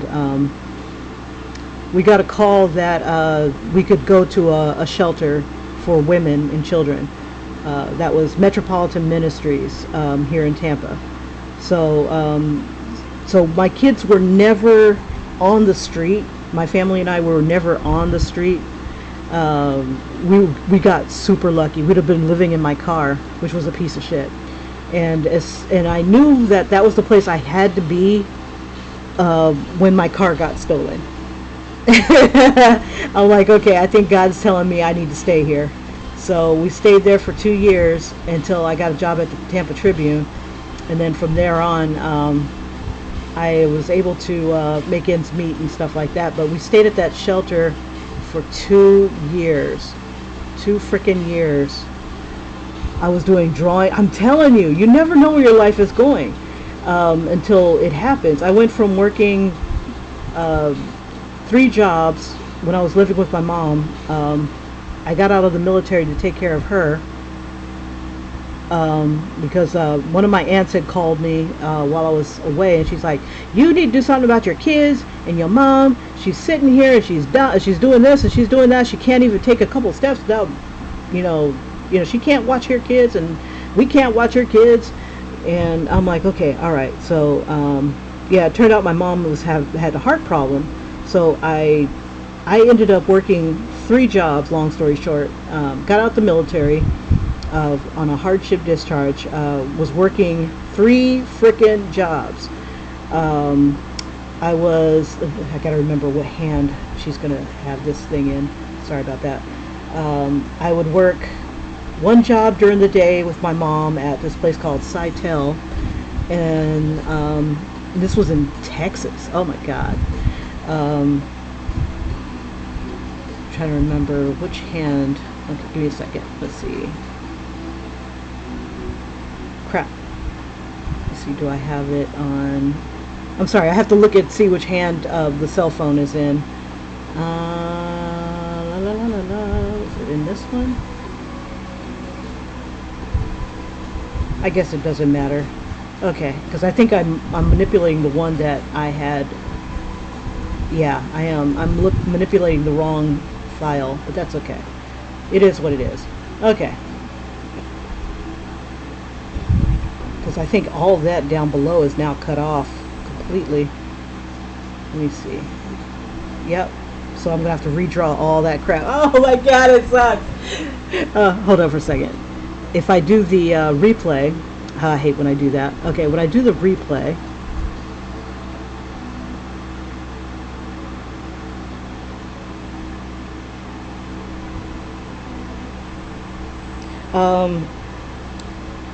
yeah, so that was some rough stuff. It was God.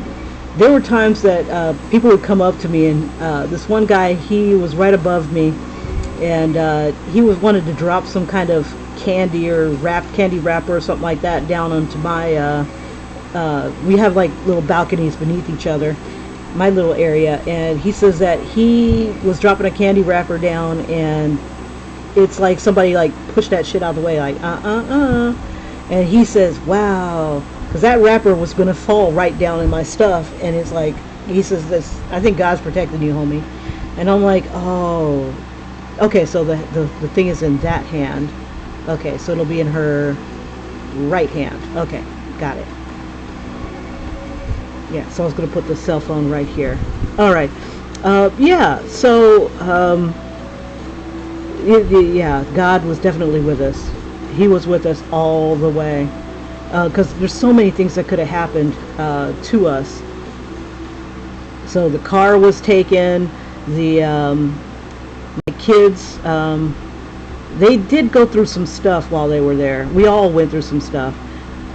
Saw a lot of things happen, but for the better. All the shady, really shady, nasty things, for the most part, they weren't, so exposed to. Like, when I got there, there was both men and women, homeless people. And we went from a 2-bedroom apartment to like a dorm room. If you can imagine how small a dorm room is. We had basically 2 sets of bunk beds and a bathroom when we came from a 2-bedroom apartment. And my daughter cried. Oh my God, she cried. She was little then, but she cried. And my aunts had came and got her for a while, so she spent like a summer with them. But yeah, it killed me to see my daughter cry like that. It's like she lost everything. They lost a lot of their toys and stuff like that twice. We had been there for 2 years, and we were really great. We were a great addition to the place. My kids were well behaved, and they were cute. Well, my daughter was well behaved. My youngest son had behavioral problems that we discovered. He was speech delayed, so they helped me with that. But when it came time after I got my job at the Tribune, I tried to get a job at like Family Dollar, something like that.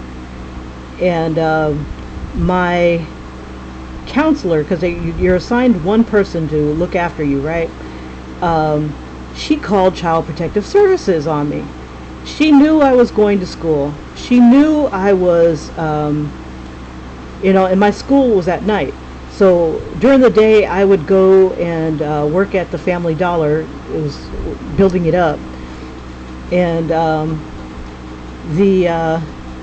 that's how nasty some people can be, right? And her thought process was like, you're never home. And I'm like, it's not like I'm on the street. I'm at school. I'm trying to do something for my family and me.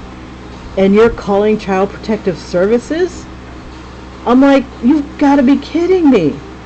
And in order to go to school, I had to ask another resident who wasn't doing anything for themselves to watch my kids. So I'd have some sort of babysitter coverage each time. So they were never alone. And this lady called, my counselor of all people, the one person you're like supposed to trust, called Child Protective Services. And I'm like, why didn't you just talk to me and talk to me about, well, you got to choose one or the other, because that goes against what they were supposed to be doing. You're supposed to be making these people self-sufficient, but she was all but doing that. And I'm like, oh my gosh, these people. So I couldn't get away from those people fast enough. I mean, there were so many dirty things happening. There was, and what kills me is, I was helping them with material. So like, as I'm going to school for digital graphic arts, I'm helping their graphic artists that, and I'm showing him things in Photoshop that he'd never seen before. So it wasn't like I wasn't being helpful and pulling my weight. I was also learning a lot, but I was also contributing to their, because they ran everything on donations. So I was helping to bring in donations. My artwork, my drawings, I had drawn a t-shirt for them. They used in a marketing campaign. I even saw one guy wearing my shirt. I was like, oh my god, he's wearing my shirt! Oh, I'm like, I drew that! It was so cool. I had never seen anything like that. Somebody's wearing my shirt. And they did me so dirty. They, as the first paycheck that I got from the Tampa Tribune, I put a down payment on an apartment. I was like so happy. And before I could even get to the second paycheck, they had told me I had to leave. I'm like, but I didn't do this. I didn't get to do that. I don't have electricity. They're like, we don't care. You have to go. So I'm like, okay, I don't even have a car. So I had no way of moving all my stuff. Because, over 2 years, and, it's just,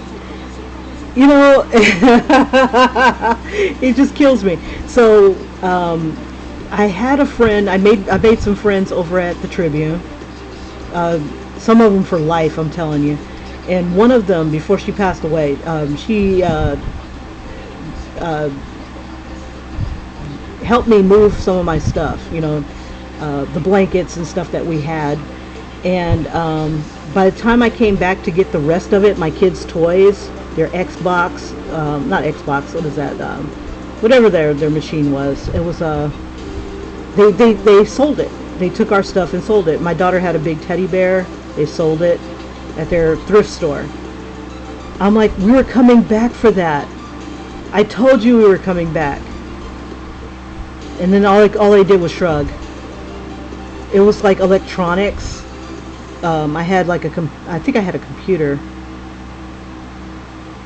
My kids, all their toys, a lot of their clothes, they just took it. So it's like, okay, all right. It was only God. It was only God. But I tell you, that experience brought us so close together. We were tight. Me and my kids were tight. And from there, it's like they will never, ever be homeless ever again. They will work a billion jobs to keep from ever having anything like that happen to them ever again.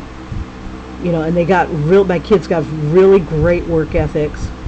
And it's not like I wasn't working, it's just that circumstances, those choices that you got to make. And it's like, do you feed the kids, or do you, like one choice I had to make, I won an award for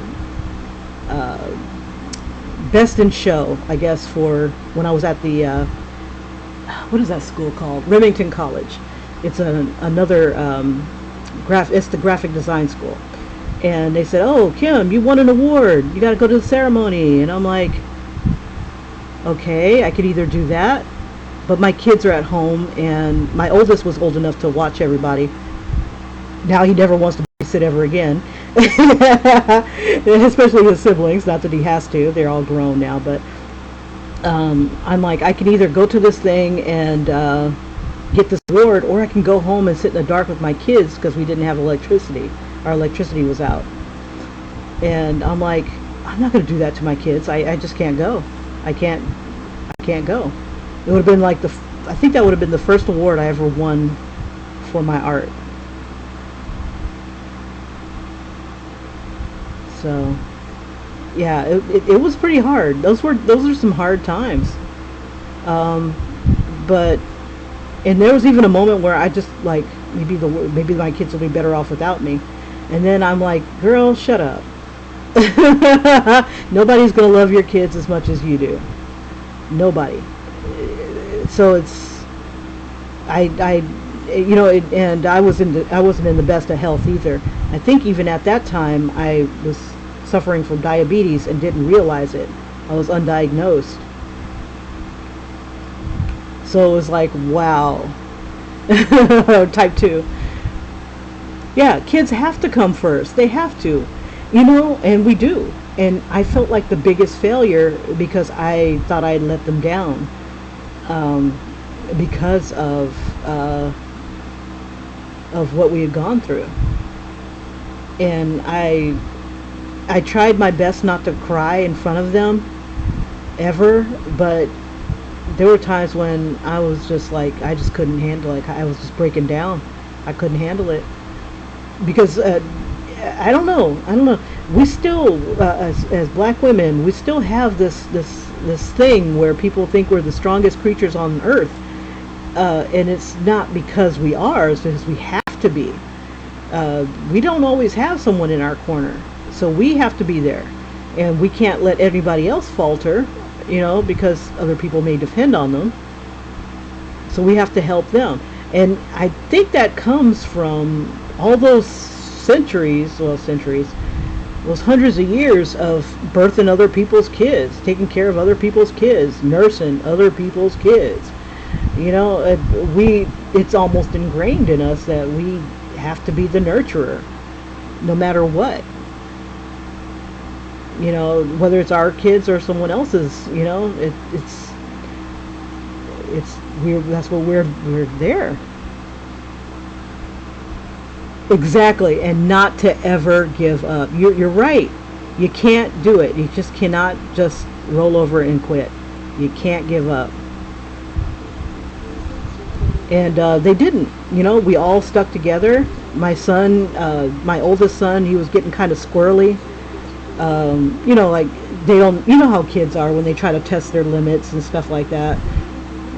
They don't know how to act. With the, now that I'm a little bit bigger than my mom and I got a little bit of hair on my nuts, guys don't know how to act sometimes, when they got all that testosterone running through them. Not to make it, not to justify it, but, just kind of understand that, so much testosterone, not knowing what to do with it all. That was my oldest son, and I told him, you're not going to bring the family down. I'll throw you under the bus in a heartbeat if it comes to saving the family. You will not bring us down. You will not get us evicted or kicked out because you can't seem to control yourself. So you need to get over yourself and grow up. And he did. He pulled his head out of his ass. And I don't know if he got to talk to any of the counselors or things like that. It was a terrible place. The stuff that I saw is just like crap, but it was better than being on the street. Not by much, but it was. It could have been a lot worse. So my son now, he is, my oldest son is saving money, and he buys the things that I could never buy him, or couldn't really buy him. So he's got his second childhood going on, I guess.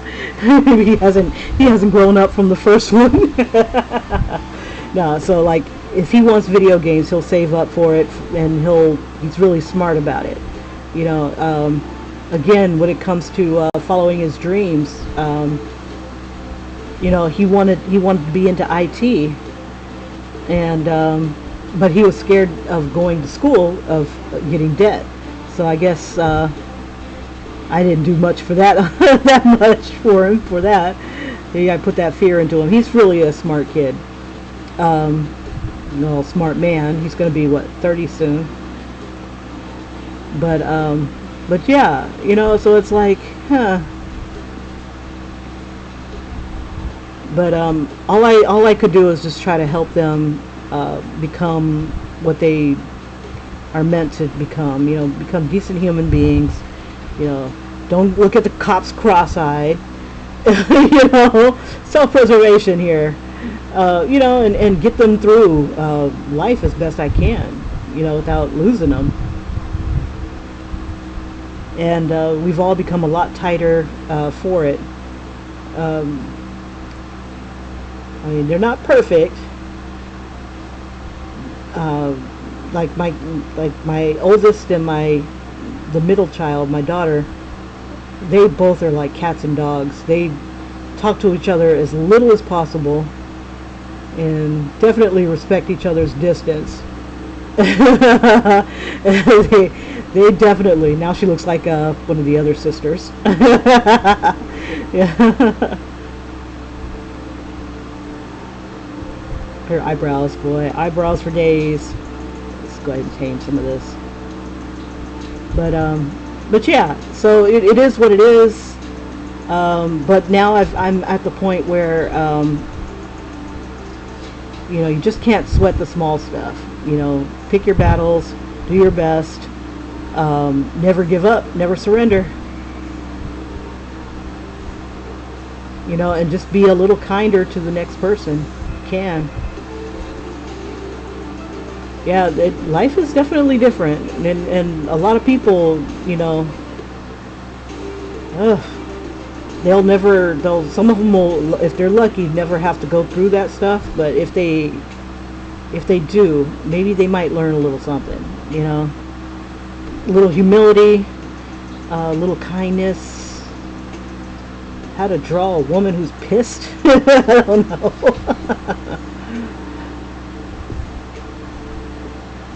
Oh no, but yeah, you know, it's just amazing, and you know, and I totally understand now where my mom was coming from many moons ago, where she was raising me and my brother all by, well, I don't want to say all by herself, but a good portion of the time she wasn't getting any assistance from my dad, who was you know, they were divorced. You know, she ended up taking college courses, and ended up finding out that she had enough courses to graduate. So that really threw her for a loop. It's like, oh shoot, I could graduate. She was like one of the first people in our family to graduate from college. So that was something. And then her younger sister ended up going to school. And then eventually her second younger sister, so all the sisters except for one went to college. The other one was kind of at home taking care of my disabled cousin. Again, taking care of people. And that's all she knew. Church and taking care of my cousin. That was the oldest sister on my mom's side. And yeah. Taking care, and then after my cousin passed away, she's taking care of other people, and she's damn good at it. Let's see, I'm gonna put this man, like, I'm trying to decide the colors of his bed. Let's see, I think I'd give it like a manly gray. There's gonna be a lot of gray in this I was thinking blue. Make his bed blue, because that's like my dream bed. We'll make it blue. Blue, damn you! It's not blue. Maybe I need to give it on another layer. Yeah, that's what I need to do. Anyway, I don't think I need... No, I'm not going to mess with that just yet. Okay. Okay, no worries. Thanks for popping in, Starlight. I truly appreciate you.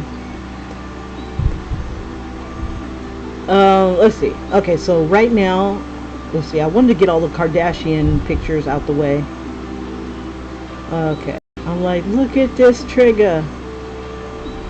Alright. Do-do-do-do-do. Okay.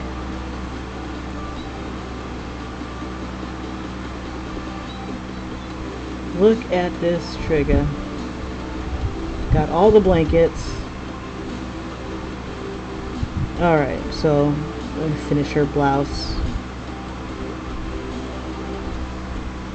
And we'll throw in some, oops. We'll throw in some, oops.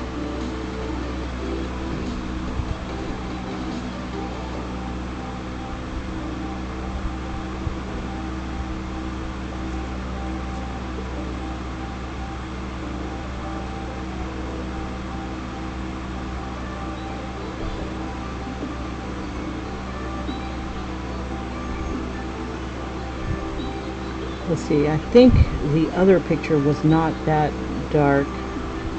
Let's see. And I wanted to make like a lace type top. Let's see. Let me back this up. There we go. And not lace, but kind of like sheer.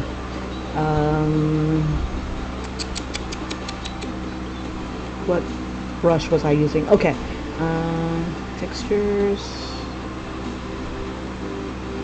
Okay.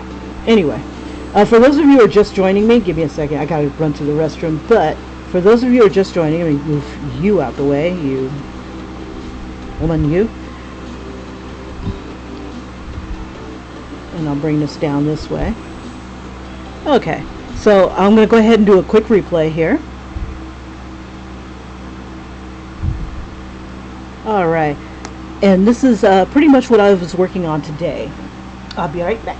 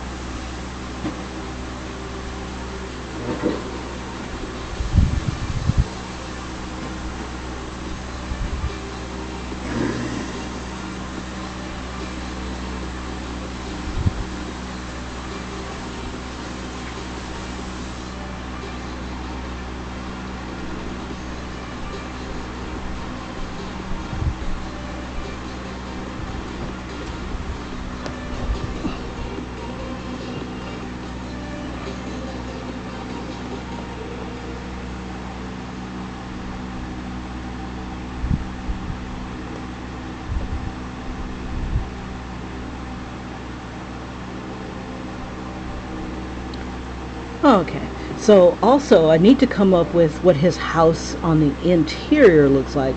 I think I'm going to have it to the, yeah, you know what, because I was trying to figure out how he's going to be dealing with these people. Like if he was going to have the hookers come into his house, he doesn't want them all over his house. So he'll put this time lock thing on his bedroom. So at first I thought this was going to be the back door, but no, this is to on his bedroom door. So she can't, but I'm thinking if she puts it on, oh yeah, okay, this will work. Okay, because I apologize. Now this part right here was going to be oh, I hate how this is so low res, this replay. But yeah, I was going to have this be him, you know, when she finally comes in, she just opens up her jacket, and she shows herself like this, and what she's gonna have like the bra and panties on, and the panties will say money makes me moist.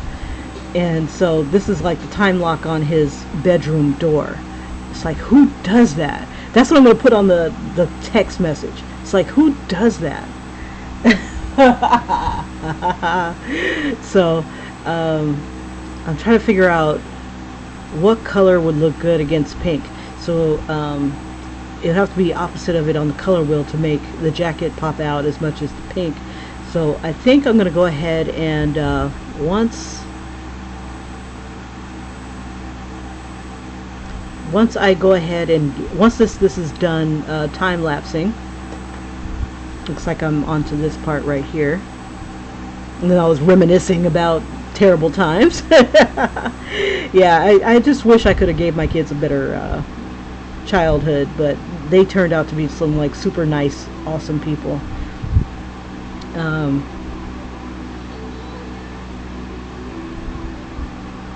Okay, so I digress. Okay, so I wanted to kind of say, like, look at this mess. This is the fool that wants me to stay for like 8 hours in his bedroom for 8 hours. 8 hours! Who does this? So of course I'm going to be late. But then this trigger he took all the blankets and the pillows. This, who does this? You know? So yeah, so she's going to be in that room for like 8 hours.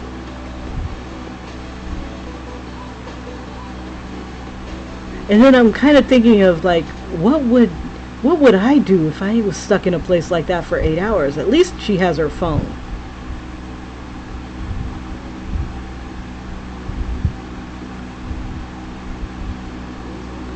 And he's sleeping. Who does this? You know, that's what's going to be on the thing here.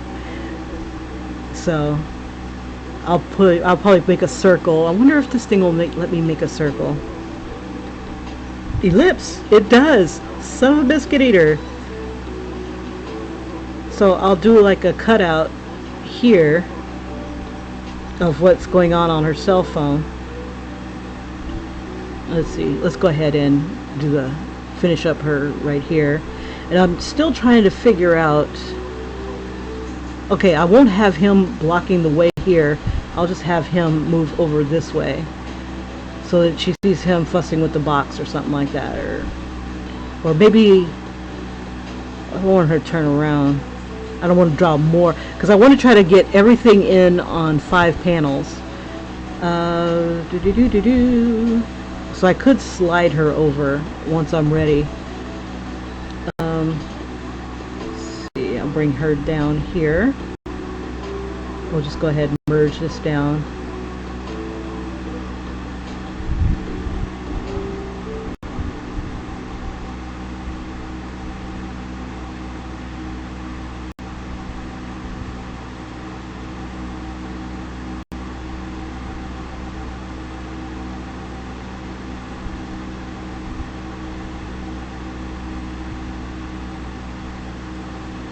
Add.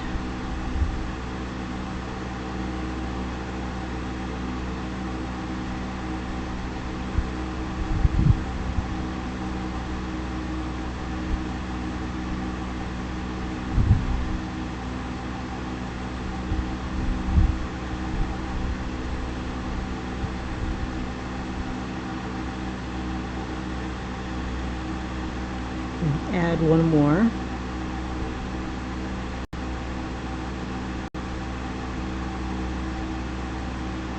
Okay, so I'm going to look at harmony, and if we're doing this sort of thing, oops, let's see if it'll do it again. Okay, so it would have to be either green or purple. Let's see. Oh, it has to be green. Oh yeah, we have to be green. because the color of money, of course.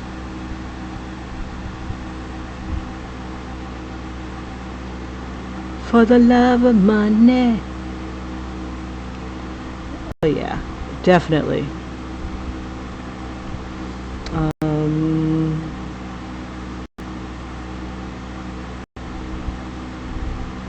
Okay.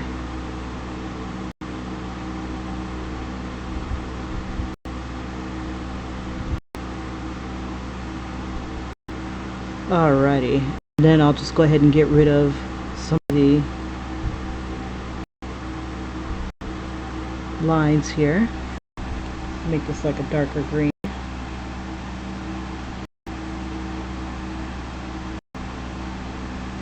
And we'll bring it down some. There we go. And just kind of make that a little bigger.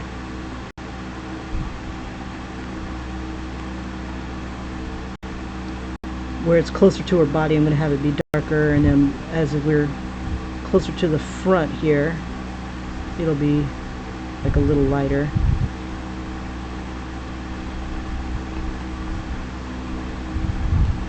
Make that a little darker.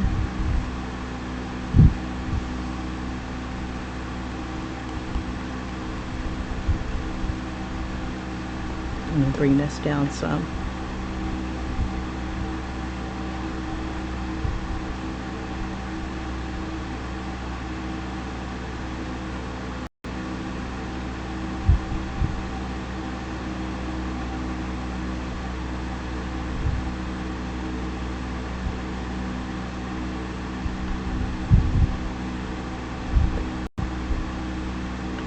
All right, so one of the other stories that I had started, and then I looked at it and I go, no, not this. This won't work. Was my like repossessed story, which is basically. And I couldn't figure out an ending. I was like, crap, I can't figure out an ending to this. A kid, kind of like I See Dead People type of kid, only he's a little bit more intense with it. Decides that he's going to help his, he helps his uncle recover money from, people who, he's like a loan shark. So he helps him recover money by making the person's house get possessed by spirits. So in order to stop the possession, you got to pay your bill. And the longer that they take, the longer, the more the possession happens. To the point where it's like the whole family is just under siege, and people didn't want to pay his uncle back. They're like, oh, this guy's stupid, he's not going to do anything to me, and they think they could strong arm him. It's like, oh, you're going to leave me alone. And it's like, oh, okay. So the uncle ends up getting in trouble with the mob because he's still helping people who are taking advantage of him, but he needs the money back bad. I gotta get off the picture. Okay, let me get off the picture. There we go. Woof. Keep getting these little stray lines. Okay, so I think that'll have to be good enough for government work for now. Okay, so we'll keep these from happening. Okay, so in the background, trying to decide how I want to do this. Do I want to show the time lock, or do I want to show... Come on now. We'll have the time lock. The time lock would be somewhere over there. Here's the bed. So I need to show a panel that has him putting the money into the little vault.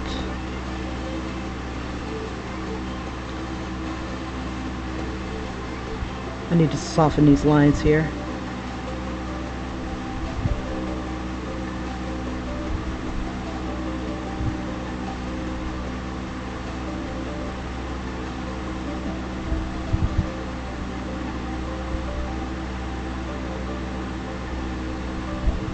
Okay.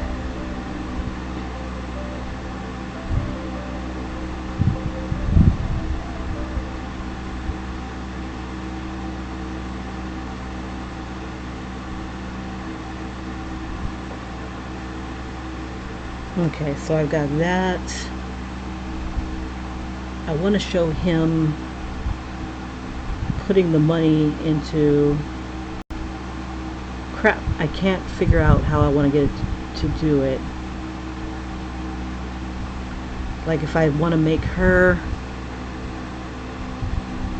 Just trying to soften these lines here. Okay.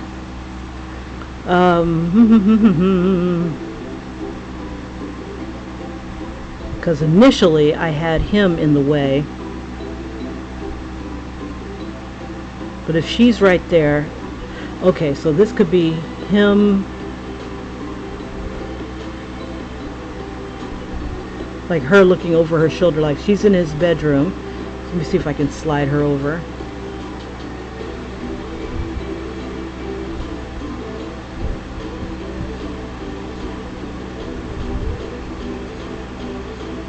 Okay.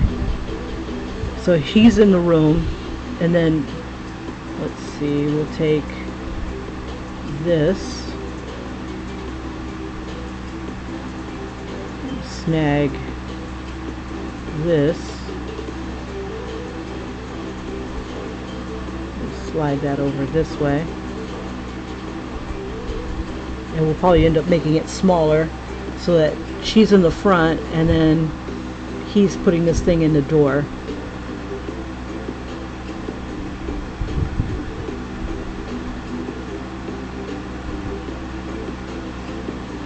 Okay, that'll work. Alright, so let's see. I wonder if I can use... I hate to recycle too badly.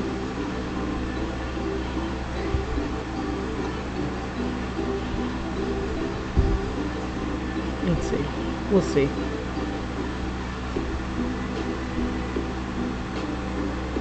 Oh, I could use this one.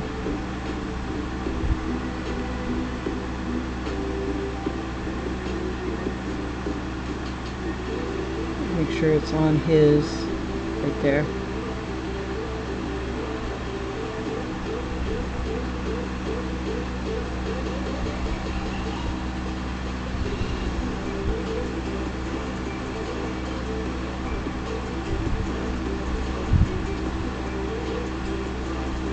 Whoops.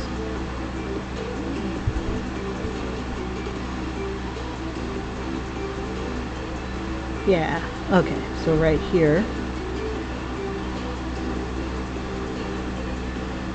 And paste. There we go. We'll bring that up.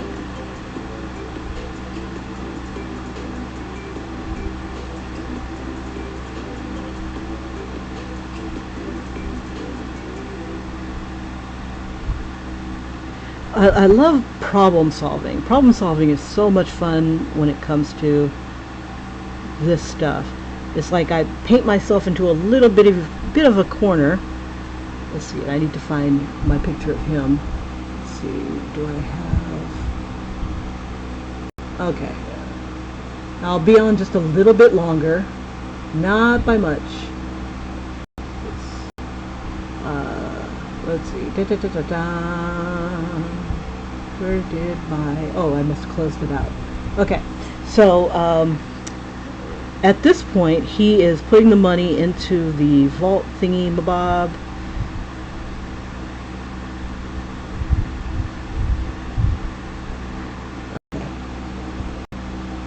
I have some source images of him.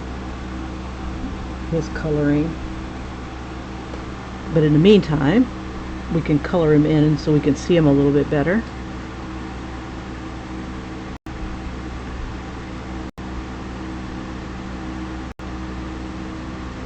So instead of using like Ben Affleck, my hero idea, even though he kind of fits the mold, I'm using Takeshi Kaneshiro because he's so good looking. Plus, I wanted kind of like a, what is it called? I don't want this to sound racist or anything like that, but it probably will, and I apologize for it. But I wanted to kind of use like the work ethic of, and all cultures are different, of like a Japanese businessman, where they want to work themselves to death. And I can't remember what the damn term is for working yourself to death. I keep mixing it up with the guy that doesn't want to leave his house. But yeah, it's tragic that you have to come up with a term for working yourself to death. And he's got this passion for his job, and he's pretty much sacrificing his health for it. And he just really needs some sleep, but he's kind of pissed off, so I can see why he would be a jerk in this moment. She's late and he needs sleep, so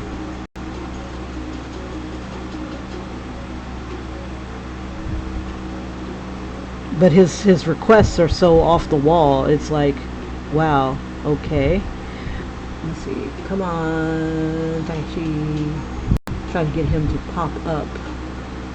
It's like, let's see, in my source image files are like huge, they're so huge.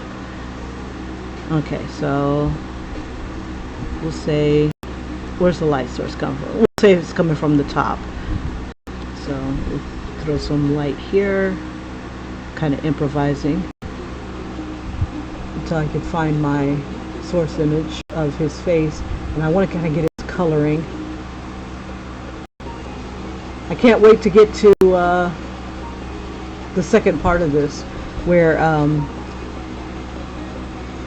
he is actually going to meet somebody who's going to make a difference in his life, and pretty much change his life for the better. Just got to find my picture here. Hopefully it's in this file here.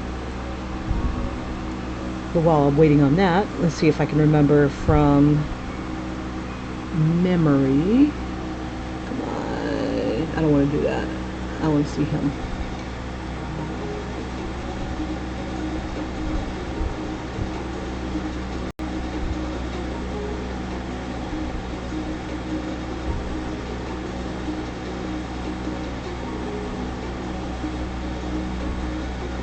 Okay, this one doesn't have it. Okay. Oh, there's one. Let's see. Somebody that has his face. I think this will work. Yeah, he's a real good looking guy. Okay, so orange. We'll drop the opacity down a bit.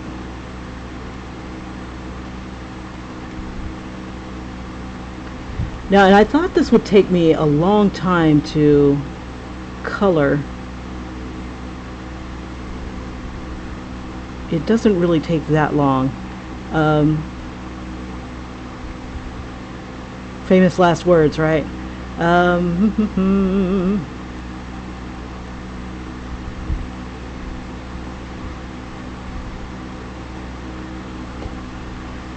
Yeah, I honestly thought this was going to take a lot longer.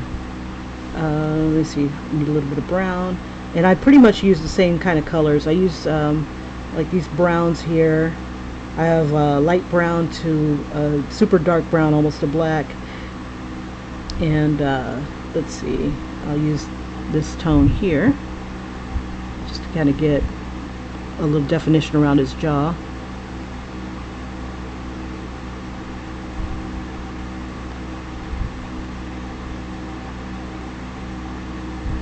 It also helps that these pictures aren't that big either.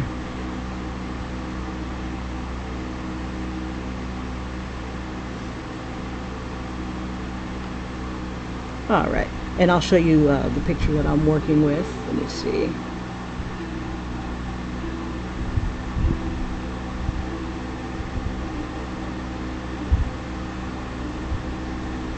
Oh, funny how quickly this one loads up.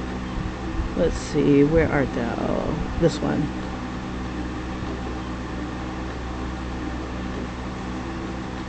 And then I'll bring this up, bring this over.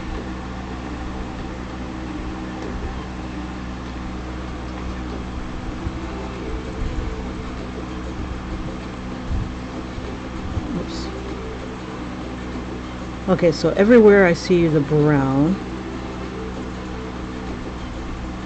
I should have him with the same kind of expression here because he's not a happy camper. Oops.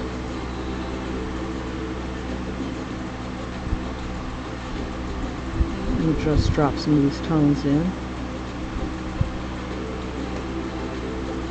Give him the dark brown eyes.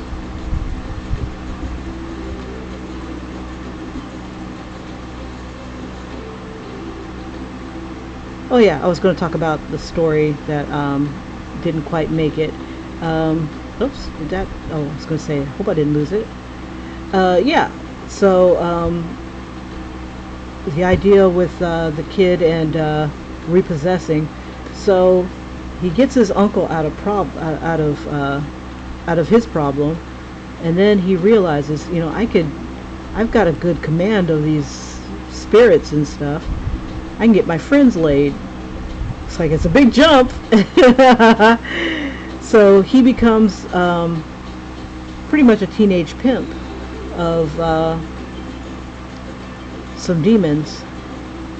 What do you call those? Succubi demons. Succubus demons. And he tells his friends, don't fall for these chicks.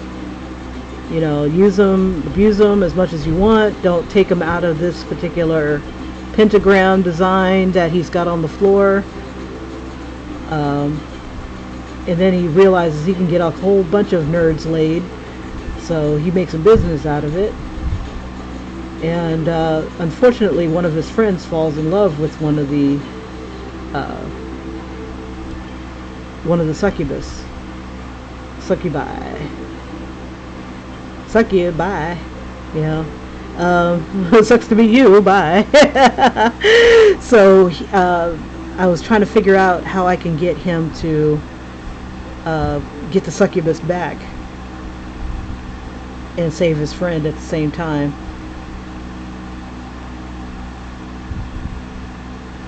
So yeah, I was a teenage pimp, demon pimp, I guess. Would have been my entry, but I was thinking that maybe it's too sexual for the site. So it's supposed to be a family site, Kim. So I put that on hold, and still have it in the back of my mind. But I couldn't figure out how to make it, how to end it, if I did do it.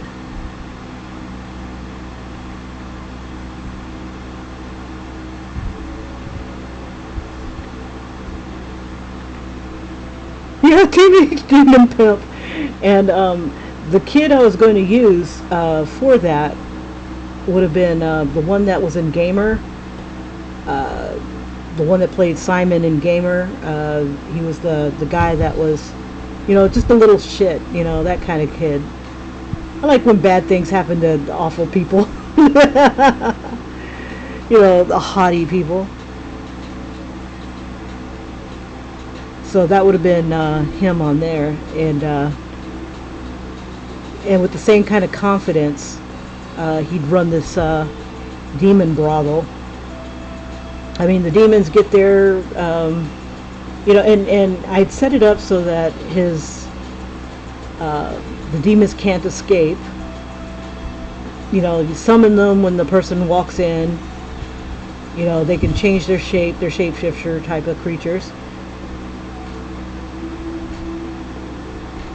But one of his friend got, you know, caught some feelings and messed up the operation.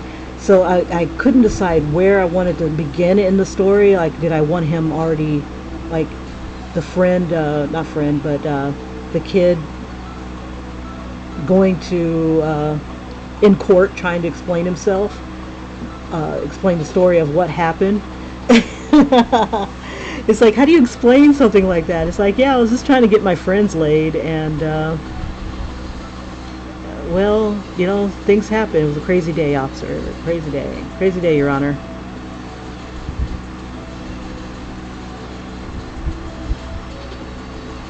I mean, me, I have no problem getting girls, but these guys, look at them. You know, they needed help. I'm a good friend. You know, they stood out from, they took care of me. I'm going to take care of them. And yeah, I was going to have these guys be like really good friends. I'm like, what could go wrong? So it's almost like Risky Business meets Demons.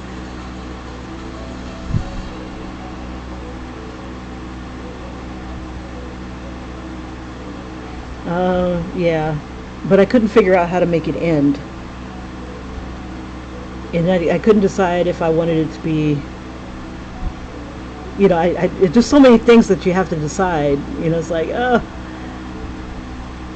but that one definitely could have been a one and done. It's just that it's the subject matter. You know, it's just like crap.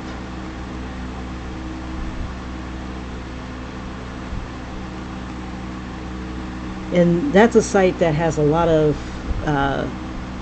kids, I think, a young demographic, I guess, very young demographic, and a lot of it's manga, a lot of manga stuff, and cartoony, very cartoon. Well, it says webtoon, so it should be. But I've always been one of those people that liked more adult looking, you know, more realistic looking characters. I grew up with the 80s cartoons and stuff, and I liked, I preferred cartoons like Thundar the Barbarian, or, you know, the ones that looked more like people. Josie and the Pussycats. That wasn't really an 80s cartoon. I think that was more 60s. 60s or 70s. But it had been around that long. He's got these lips. Lips for days. We bring them in a little bit. I want them pissed. So let's see. We'll bring those eyebrows down too.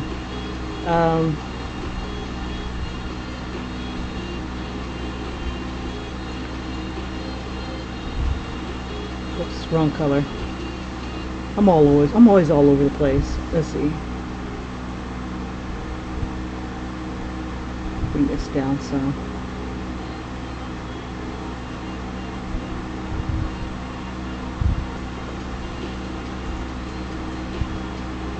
See, I don't have time for this. Anybody got time for that?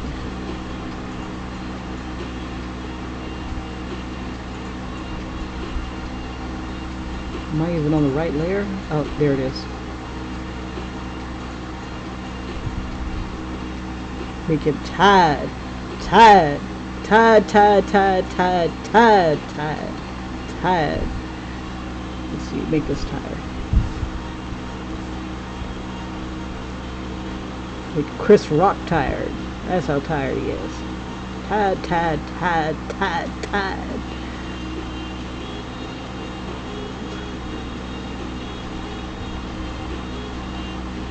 Should take some of the money off. Okay,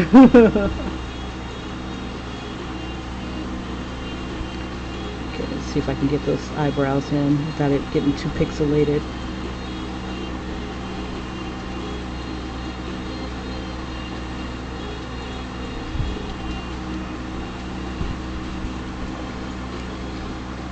Okay, let's see. Let me fix these lips here. Bring that down some. We'll use a little bit of this. I want him to kind of give her a sneer. It's like, it's a Kardashian.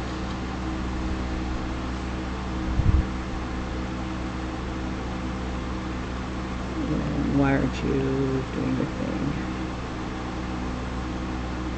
Kind of make this go off into his lips here.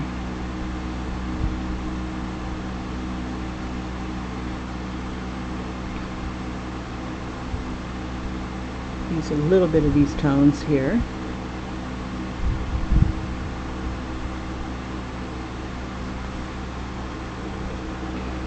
Oh, thanks.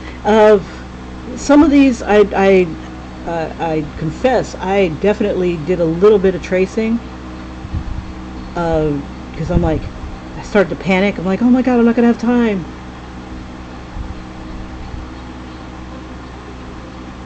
Like this one, I think was traced, and I'm like, okay, I get it to the point where I have just the basics of what I need, and then I can, alter it from there.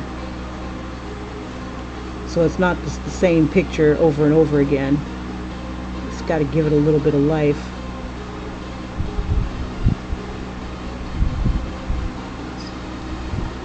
And we'll kind of soften this a little bit.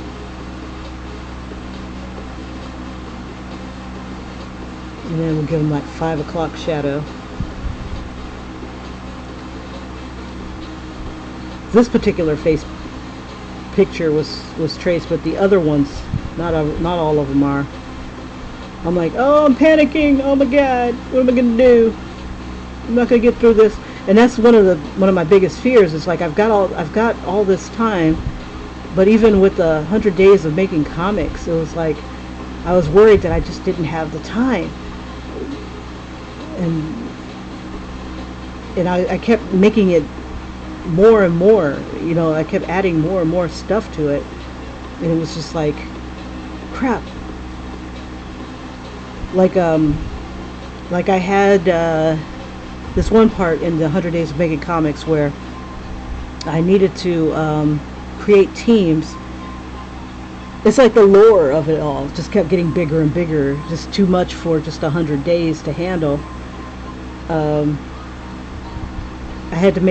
I wanted to make some teams where they would, ooh, was that light enough? Let me see, let me use the eraser. And I'm going to switch that from that to soft brush and just kind of lightly give them a 5 o'clock shadow. There we go. Okay. So yeah, I want them pissed. It's like, you should have been here sooner. Yeah, where I had to make teams, and it's like, and there were such funny names too. It was freaking awesome. I'd love to pick that up and make that into the webtoon. Where you have the bad kids that were, or perceived bad kids, become D&D minions. Everybody needs a decent minion, and these kids are going to a D&D type school, Dungeons and Dragons type school, in order to become a better minion. And then that was my valedictorian story. And I'm definitely going to bring that back. So it's like a call goes out to parents. If your kid's like a piece of crap and you want to way to get rid of them. Basically, it's like a reform school, and so I chose like 7 kids to 7 teenagers to get sent to this reform school, and pretty much that's where they were going to be reformed. If you're gonna, and then the one that graduates becomes the next dungeon master. So there was that, and then they could go wherever they want. The dungeon master has the ability to teleport wherever they want. So instead of having this constant "I want to go home" type of thing, not everybody wanted to go home because their home sucked. And then it became problem solving, a lot of problem solving, where it's like, if I was a black girl in this type of atmosphere and I've got my type 4 hair, how the hell would I get, keep it maintained and stuff? So I was trying to come up with different ideas on on how to live in a place like that, and it was just so much fun to come up with the ideas. Gotta get that chin in there. He looks like he's got something to say. So I guess basically he's gonna kind of snarl at her and tell her like, you should have been here earlier.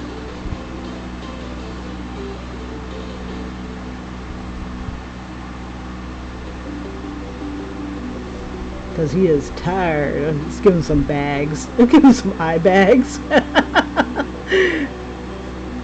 It's like, Trigger, you have no idea.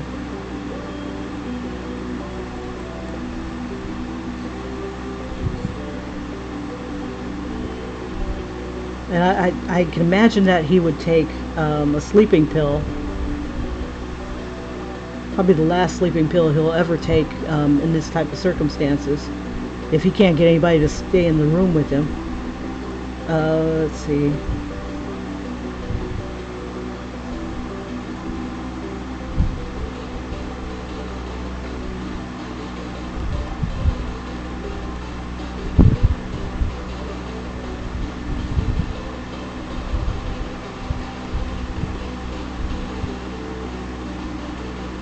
Oops, too much yellow. I'm going to give him that kind of yellowish tinge to his skin.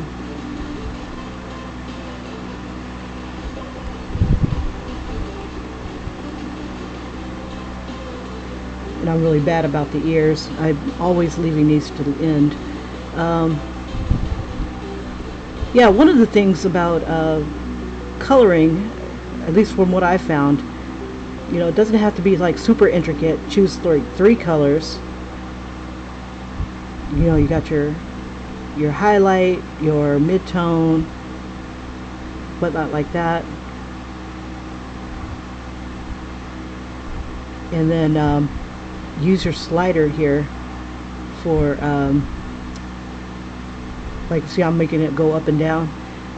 Use this bad boy for those in-between tones, in between those guys.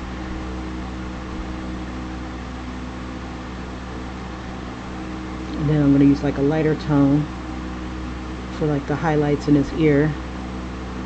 I might even just use white. I'm not going to make his ear exactly like what I see. Ain't nobody got time for that. I could even have a thought balloon over that.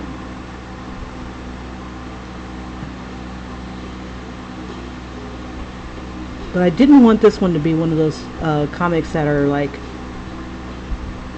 and this might be my detriment, that has like the hard outline. There's so many comic, and I think the hard outline is for, what is it called? It makes it easier to do. But I found that the hard outline, you're so focused on trying to make it look smooth that it's just like, eh.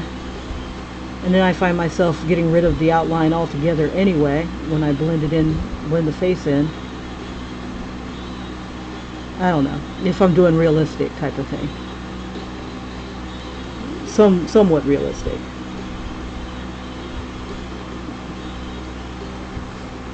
Okay, so let's see.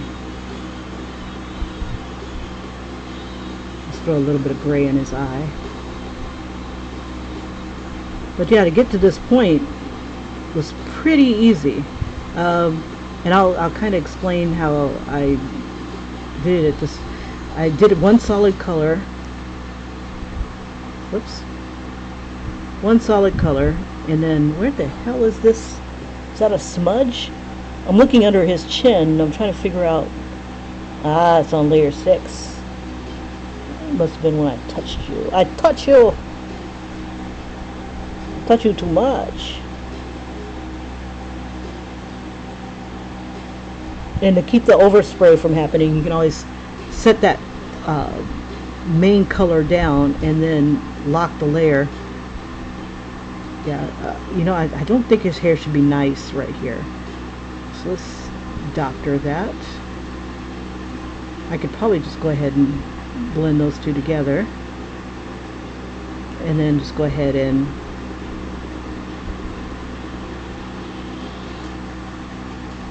give him his bad boy hair. Let's see. Any excuse to play with the fine hairbrush. We'll do the Yakuza hair.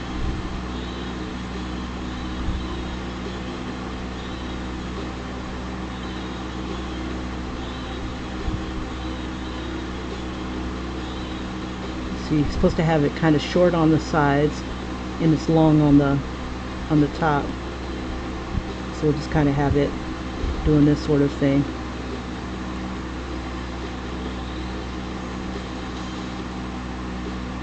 Just imagining that he's got no product in it today.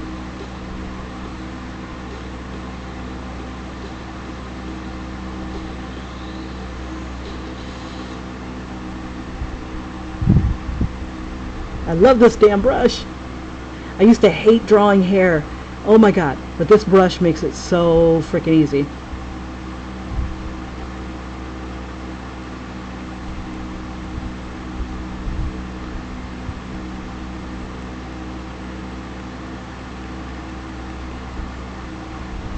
We'll just have it be all over the place.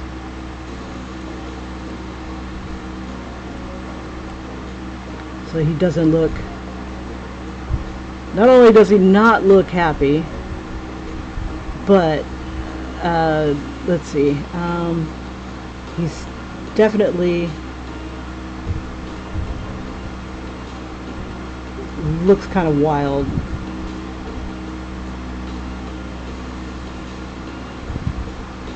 And we'll tame that in. We'll just bring it in a little bit.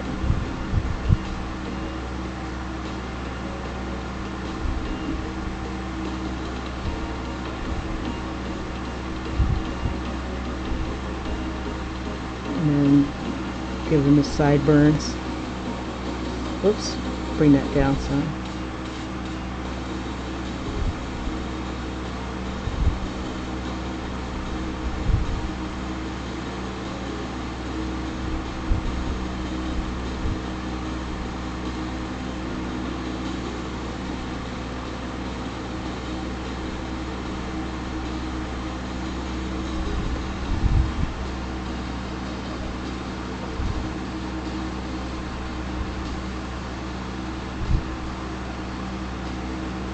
Alright, so we got that going on with him. Let's see, and he's going to be putting money into the time lock thing. So let's create that. Give it its own layer. We'll put that behind him. And then, let's see, rectangle.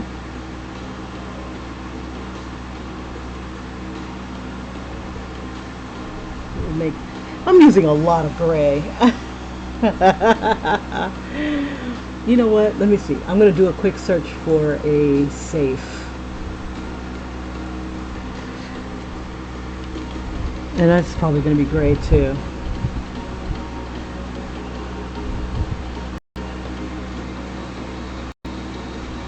Just giving myself a little idea.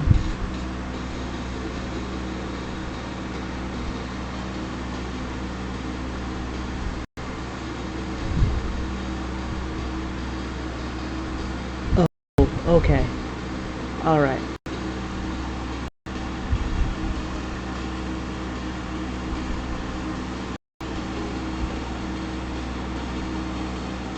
So basically a box. Let's see. If I do this,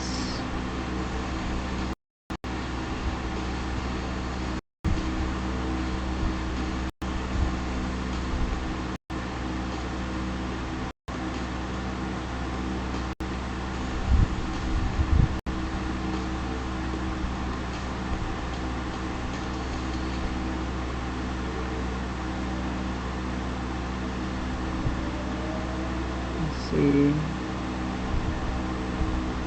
if it's going to be on the door.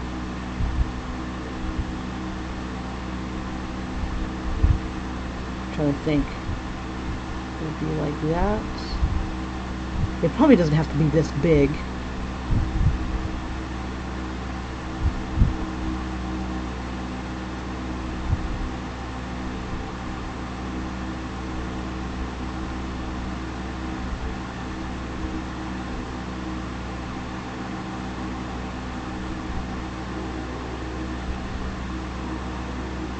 Okay.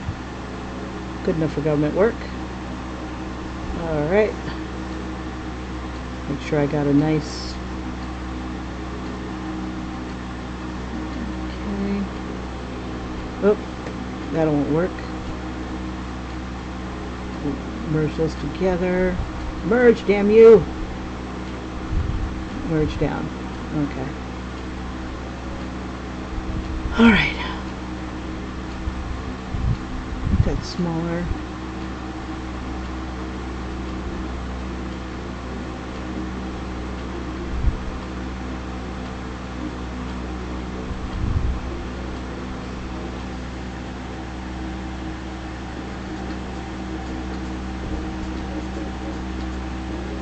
Okay. And I need to color in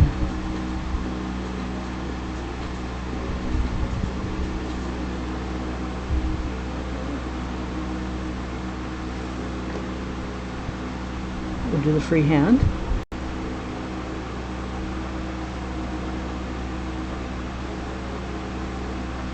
And so we'll do gray on top.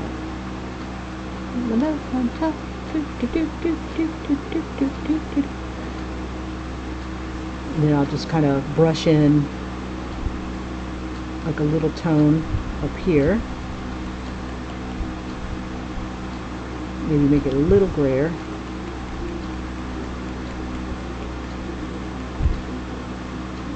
Maybe there we go. And then on this side,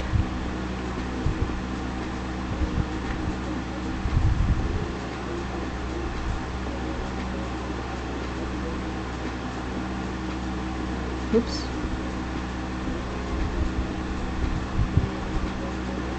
I'm just like tapping it, and that gets that color in. Use a little bit of that gray,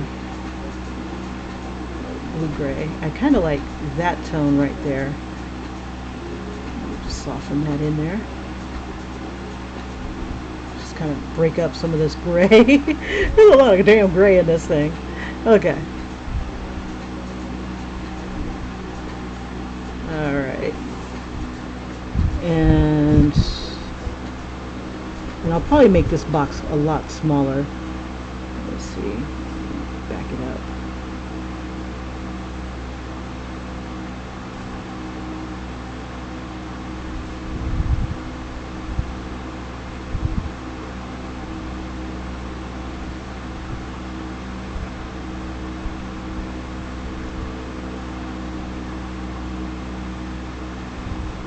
Oops.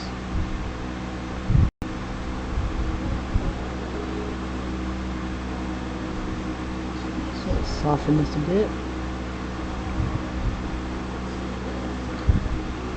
The whole point is to try to get this to look kind of metallic looking. I don't want it to go that dark.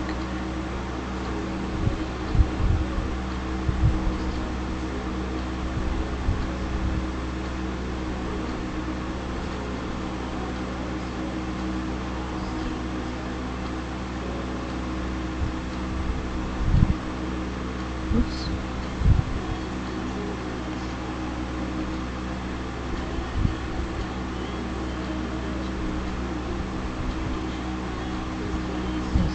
maybe make it a little bigger. Ooh, I kind of like that design, but I don't know if I can maintain that.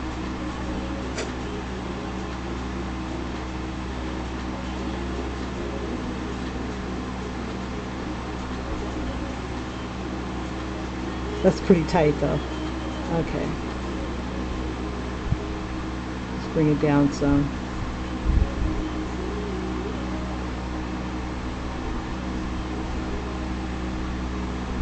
Okay, this is almost good enough for government work. Okay. These corners though. Let's see.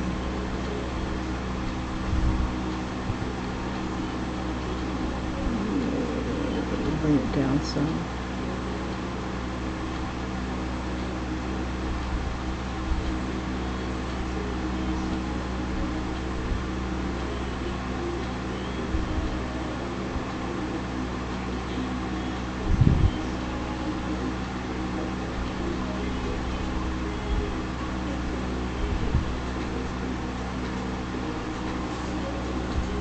Let's see if we can make this work.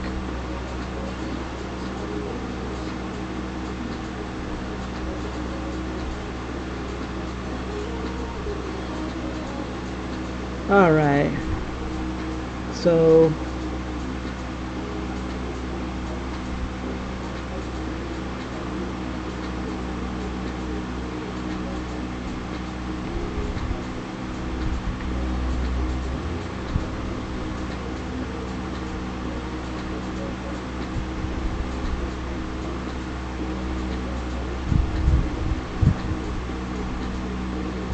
try to clean up these edges here.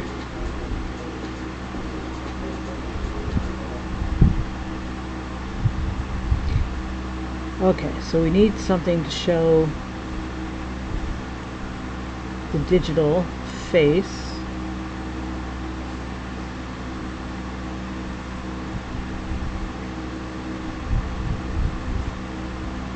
Let's see, my clock. Let me see how I'm gonna use my clock is. Okay. Okay. It's black. The face is black. And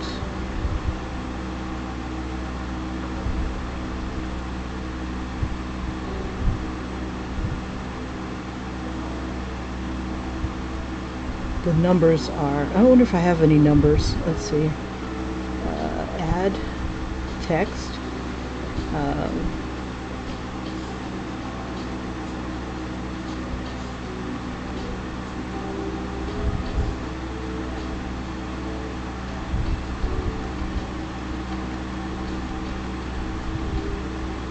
Actually, how about yellow?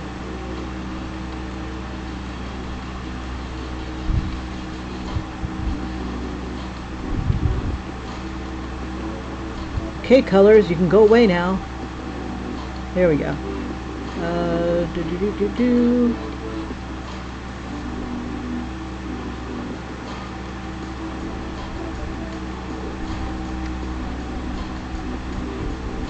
Just want to bring it down.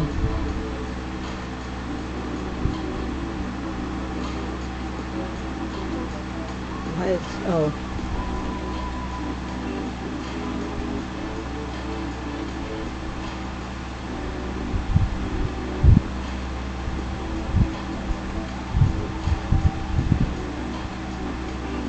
Trying to edit the stupid text. Edit, damn you. Okay. These aren't the digits I'm looking for.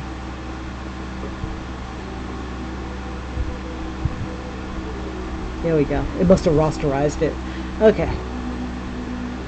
Alright, so that's not a bad one. So Rockwell looks good. Let's see if I've got a digital of some sort. Symbol doesn't look bad.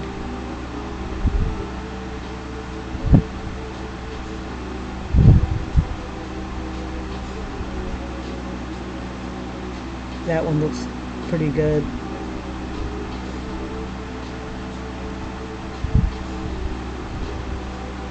Impact. Impact is interesting.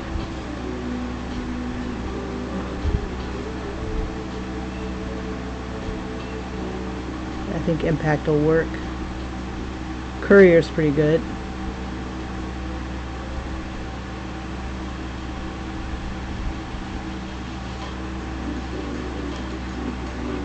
We'll have the good old American typewriter.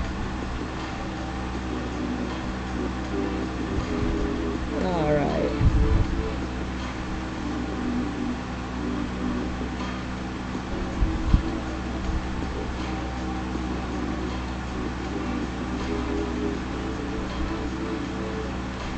Let's see, I think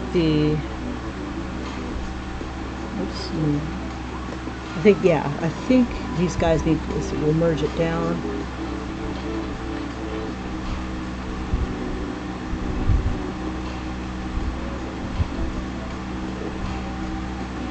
Okay, so I think it's kind of off a little bit. Let's see, maybe if I distort it just a bit, like,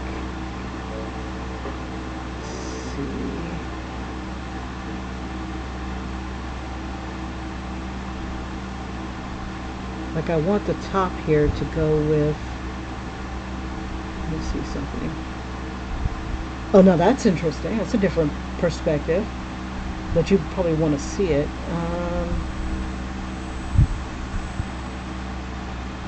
We'll see, reset.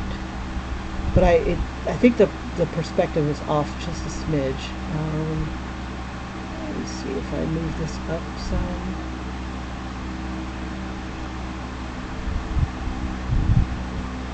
Reset it. It's like my angles are not quite right.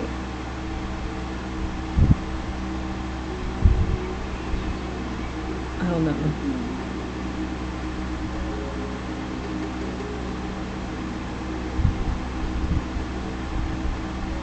Like maybe this should be in more.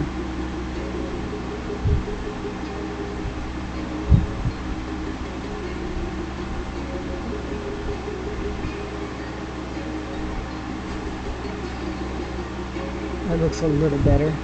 Okay, so we got that. And then I think I want to put like a little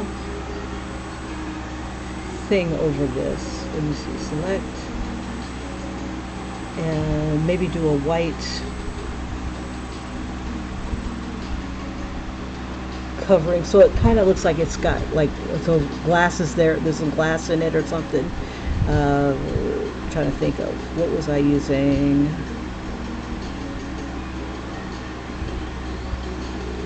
No, it was, oh, shucky ducky, I can't remember. Oh, not abstract. It was, yeah, I think this will do it. I could do a little bit of a grid. Let's see. Let's see if that'll do it. Make it big. Oh, make it smaller.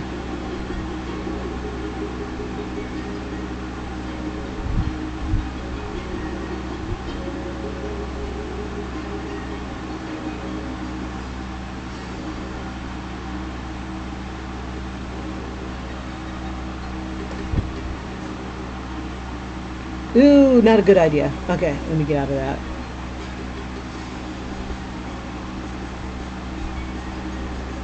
Okay, maybe just white with it wasn't decimals, it was the other texture.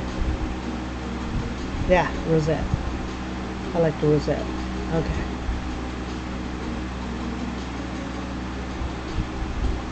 Ooh, but not in that color.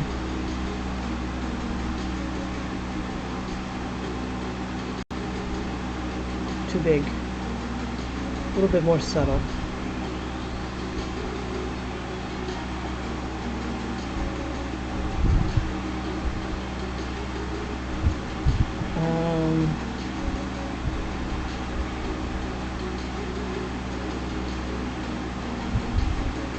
Ooh, can't see it at all. Okay, maybe not.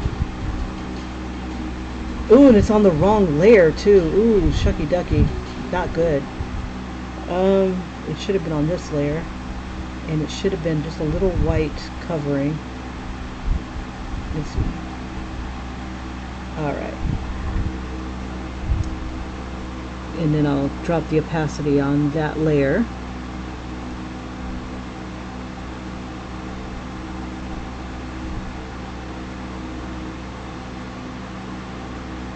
I'm pretty much done with him. Move! Okay.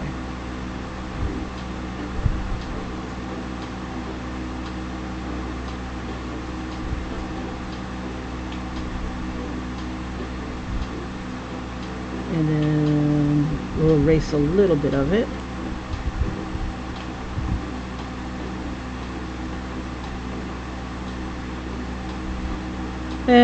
I don't think I need this.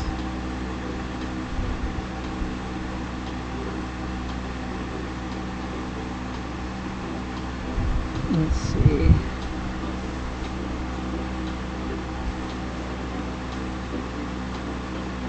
Oops.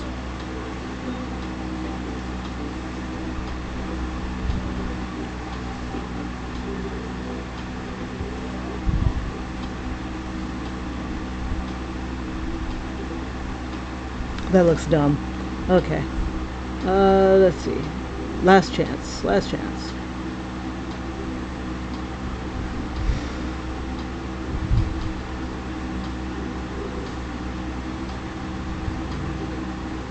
Maybe.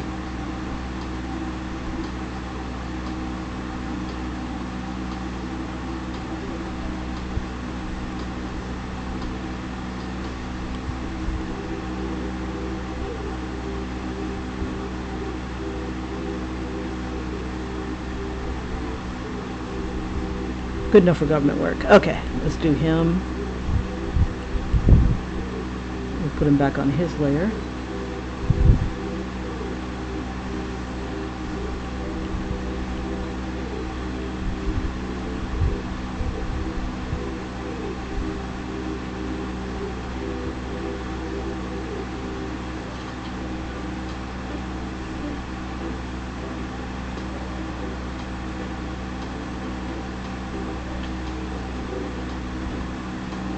So this will be like his hand or something like that. At least I think. Money.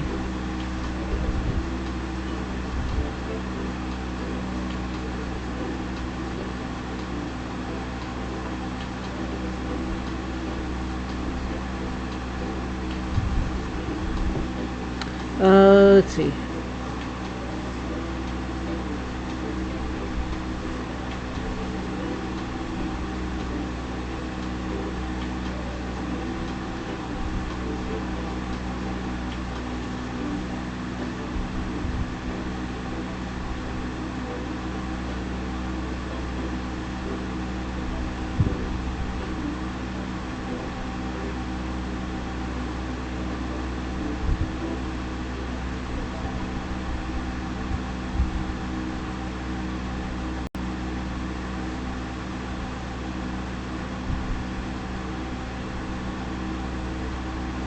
Trying to figure out how I want to make this.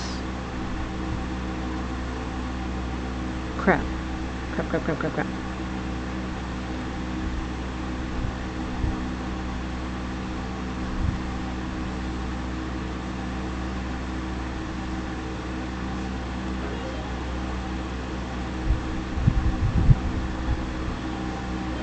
trying to figure out how I want to make the door open.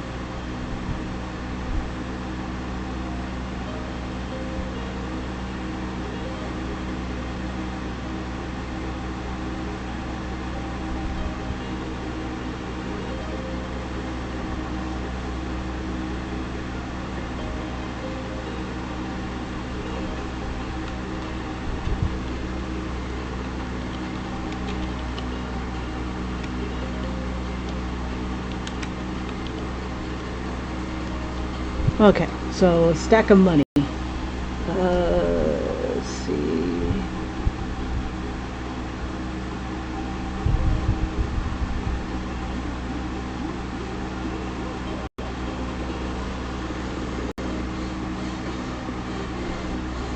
If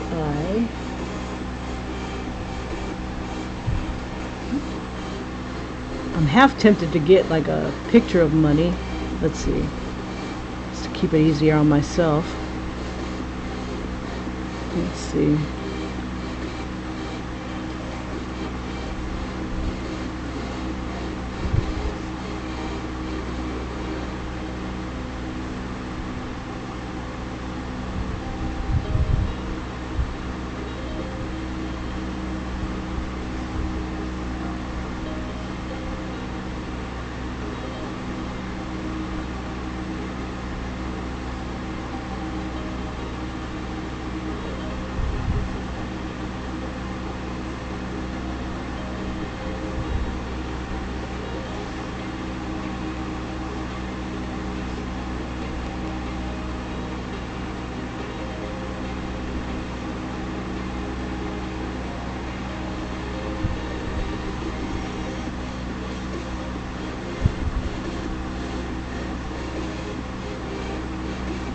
Yeah, I think I'll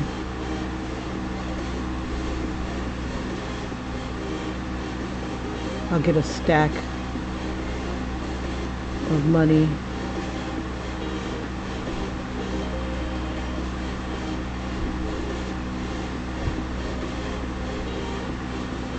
Let's see, but in the meantime, his hand, ooh, it should be clear too. You should be able to see the money.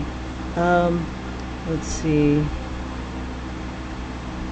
That way she doesn't leave, or at least try to leave, or want to leave, or crap.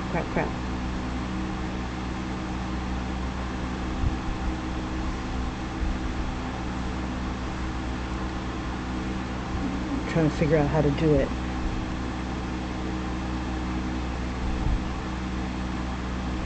Now I gotta fix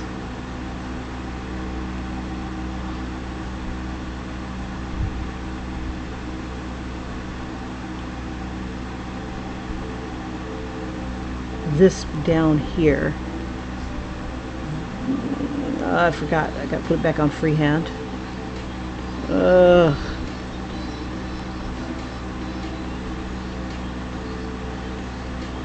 And I'm thinking that maybe he'll close a little window, let's see, to the money. Okay. Alright, so because this thing is, let's see, and distort.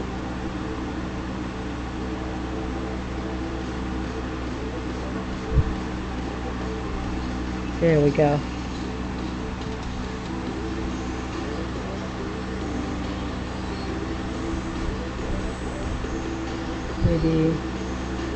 Maybe make it equal with that. Okay. Good enough for government work. Okay, on this layer, I'm gonna have his hand kind of grip this right here.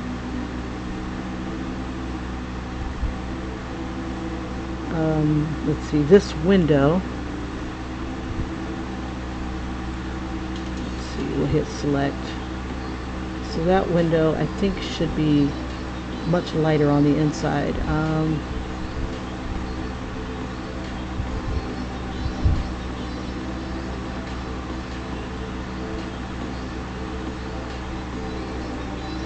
It'll have like a little bit of black in it.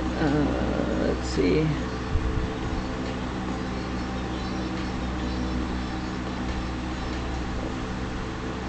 Black down here.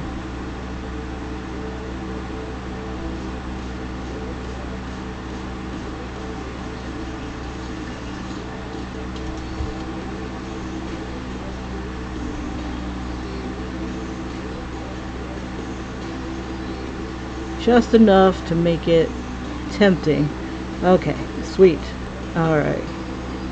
Let's see if we can fix him up. Stop. So we'll use a little bit of brown for now.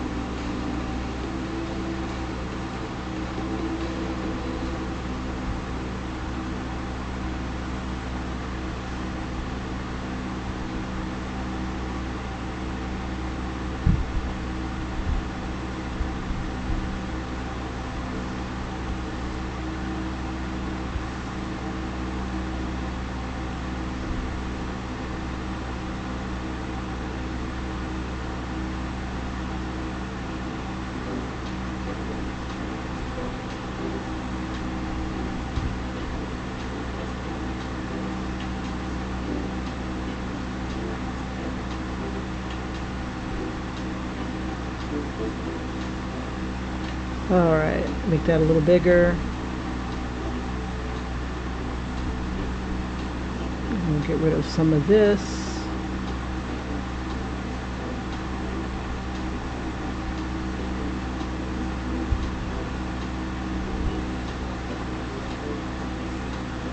Throw this orange in there.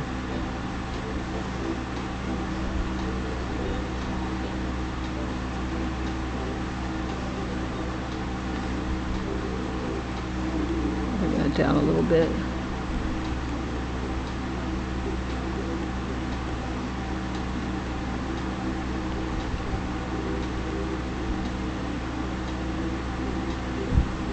Some brown.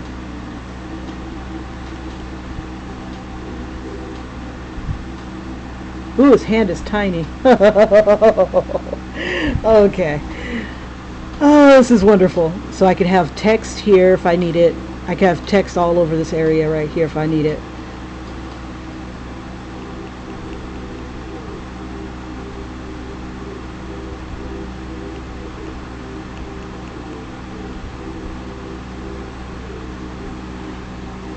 See if I can find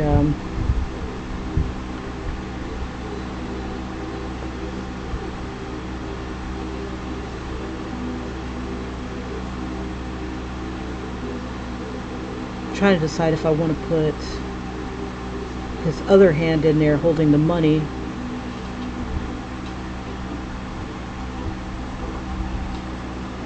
Okay, so we'll have the door like right here. That'll be behind him.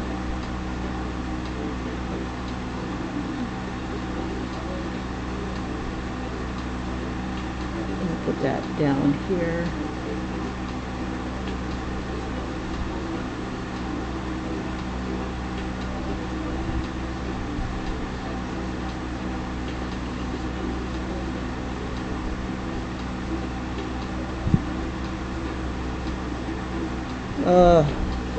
Why am I doing it freehand?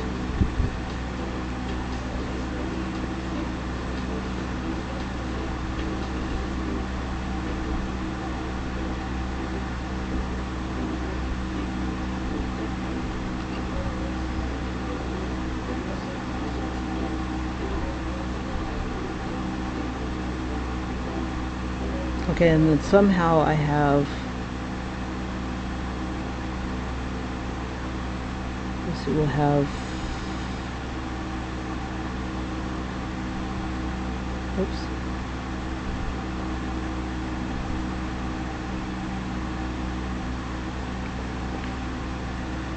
See, I should color the panel too.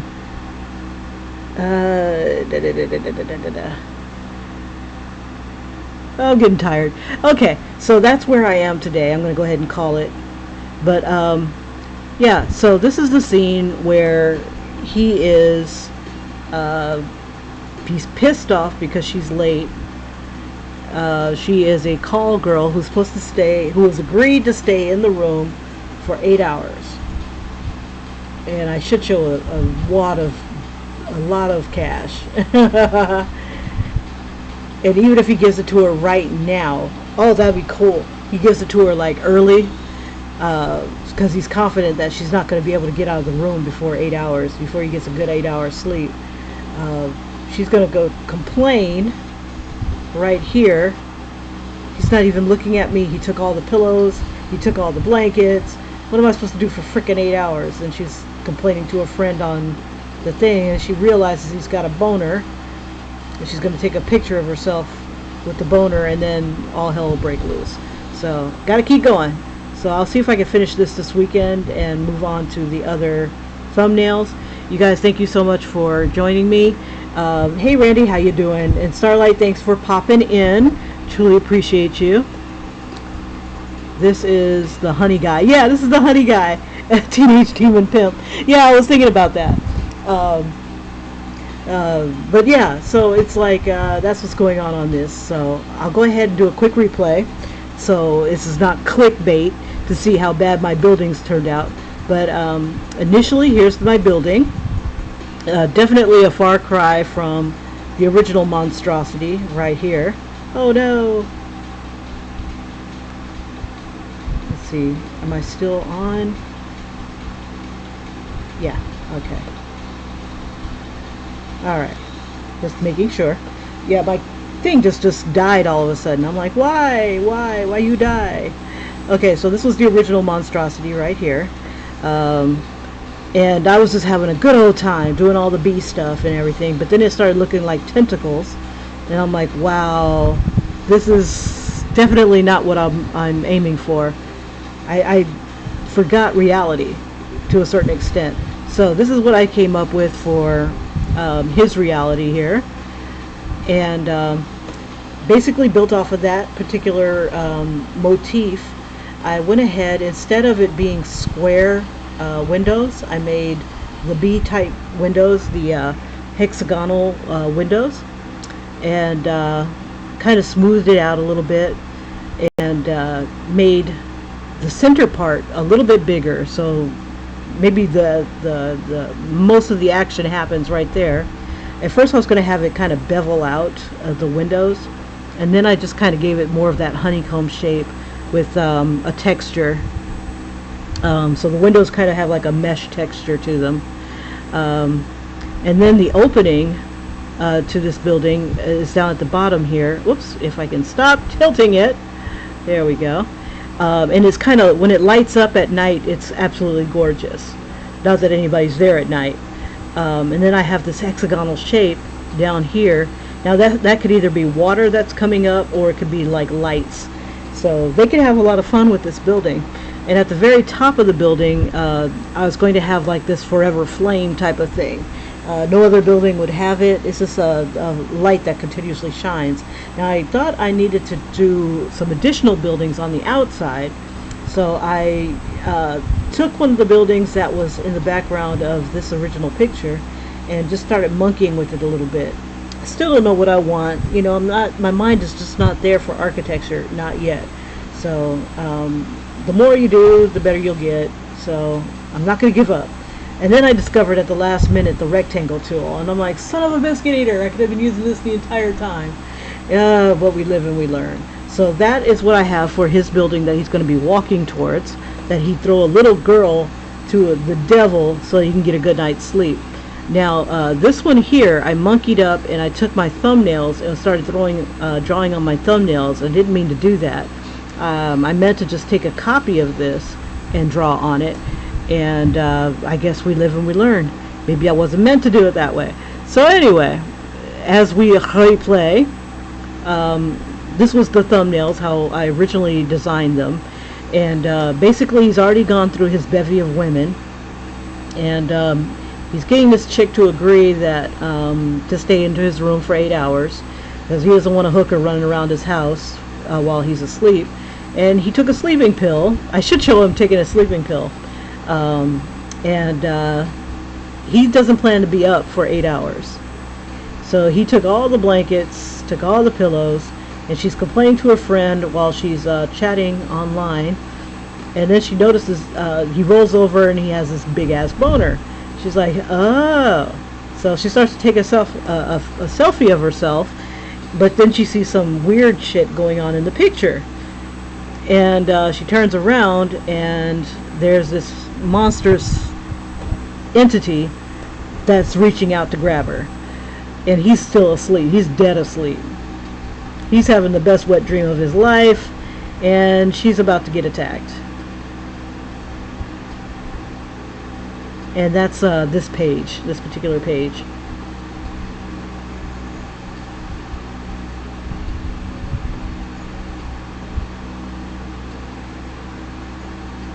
So I guess the more intense the dream, all the better the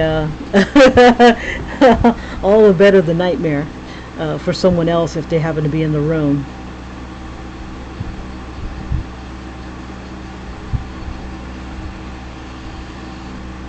So I've got her cell phone in the wrong hand right here, so I got to make sure I change that. So anyway, when I made this bigger, when I made the thumbnail bigger, I lost everything down below. So I'm kind of screwed on that end, but I can always replay this again and see it again. So I started working on the Kardashian one because I just like love the idea that something crazy is going to happen to this money grabber type of person. Even more materialistic than himself. And what I think is kind of messed up is that he sees her as materialistic and icky, but he's materialistic and icky. He just doesn't see it in himself. It's just kind of funny like that. You're doing this for money. Well, you're doing that for money. But it's like the irony, he just doesn't see it, that he doesn't see himself kind of like her, but he should. But anyway, I guess we all have to work hard for the money. So hard for the money. So, there we are. And I started off getting the body down, and then eventually putting the bra and panties on. And the words that are on the panty that nobody can frickin' read will say, "Money makes me come." That is a nod to Exotic Cancer on Instagram, who does a lot of sex work, a lot of sexually liberating images. Most of them funny. Excuse me. I'm going to shut up for a sec. And I'll drink some water.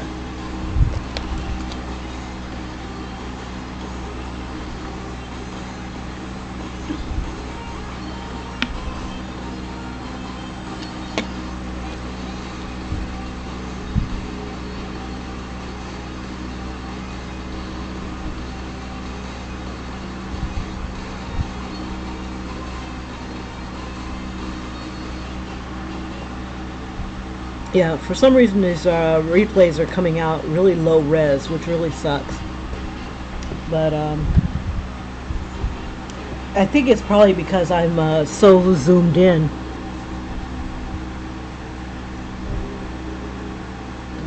Now, what's cool about being your own,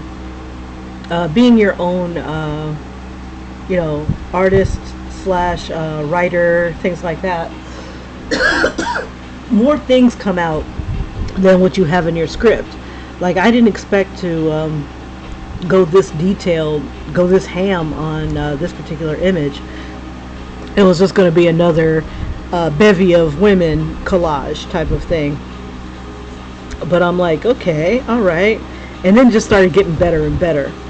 So now that I have an ellipse tool and a rectangle tool, I'll be able to do what I want to do for the excuse me, what I want to do for the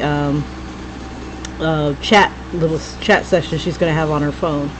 So my idea evolved a bit to where, because I liked how her body was turning out, so it evolved to the point where I moved her to the side. She's coming in. He's kind of pissed off that she's late, and he's putting money into the safe. I should do it exactly how I see it right here. I think I'll go back and fix it right here. So he's closing the door. He's closing the safe.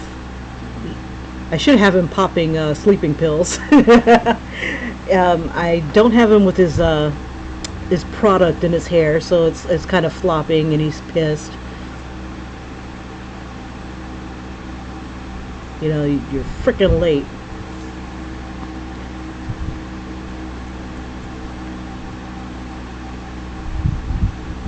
Alright, and then I'm going to have him like kind of slide the door closed. But I kind of like the idea with the other lock or whatever. Okay, so that's where I am today. And I like these undies. It just says money makes me money makes me moist. That's what it was. But on the other one from Exotic Cancer, it's money makes me come. So I was like, I gotta nod to my chick here. So and she does, I guess, exotic dancing or something like that. So anyway, that is where I am thus far, and I will pick this up tomorrow. I have no idea when, because I didn't even expect to do it tonight. But I'm going to be doing more. I think I'll do more work on these panels, and then maybe just go ahead and work on the more of the thumbnails. But I like how this one came out. This one didn't come out too bad. I have room if I want to put text here, or if I want to move them closer, and then maybe have a thought balloon here or there. And then like I could have a thought balloon with her. It's like, who does this? You know? It's just like, who does things like this? Like when you're freaking desperate, you know, to get a good night's sleep, I guess you'll do just about anything. So alright, you guys, I will see you on the morrow, and I'll see if I can try to schedule it. Either I'll probably do it early in the morning, or I will do this in the afternoon where normal people are awake, and I don't know. I have no idea. I'm a hot mess. Just whatever comes to mind, wherever the winds are taking me. So if you guys have any questions, if you have any comments, I'd love to hear them. Randy, again, thank you so much for joining me. Starlight, always a pleasure. I definitely took a trip down memory lane with you. And thanks for the support and the idea. But yeah, it's but yeah, I'll just take whatever my experiences were in life and just apply it to my work, apply it to my art. Yeah, do something with it. You don't want to hold on to it. So anyway, I shall see you guys later, and yeah, let me know what you think of the building, because I was like, wow. I mean, there's a lot of potential with this. I can see why somebody would want to work here. It looks freaking amazing, and you know, there's so many things that you could do with it. So I got to do a building that's like kind of eco-friendly and crap like that too. But this would be funny if this was the building for a honey manufacturing company. You know, this is the state-of-the-art honey. That would be tight. All right, you guys. I will see you later. Take care. Bye bye. Bye bye. Bye bye.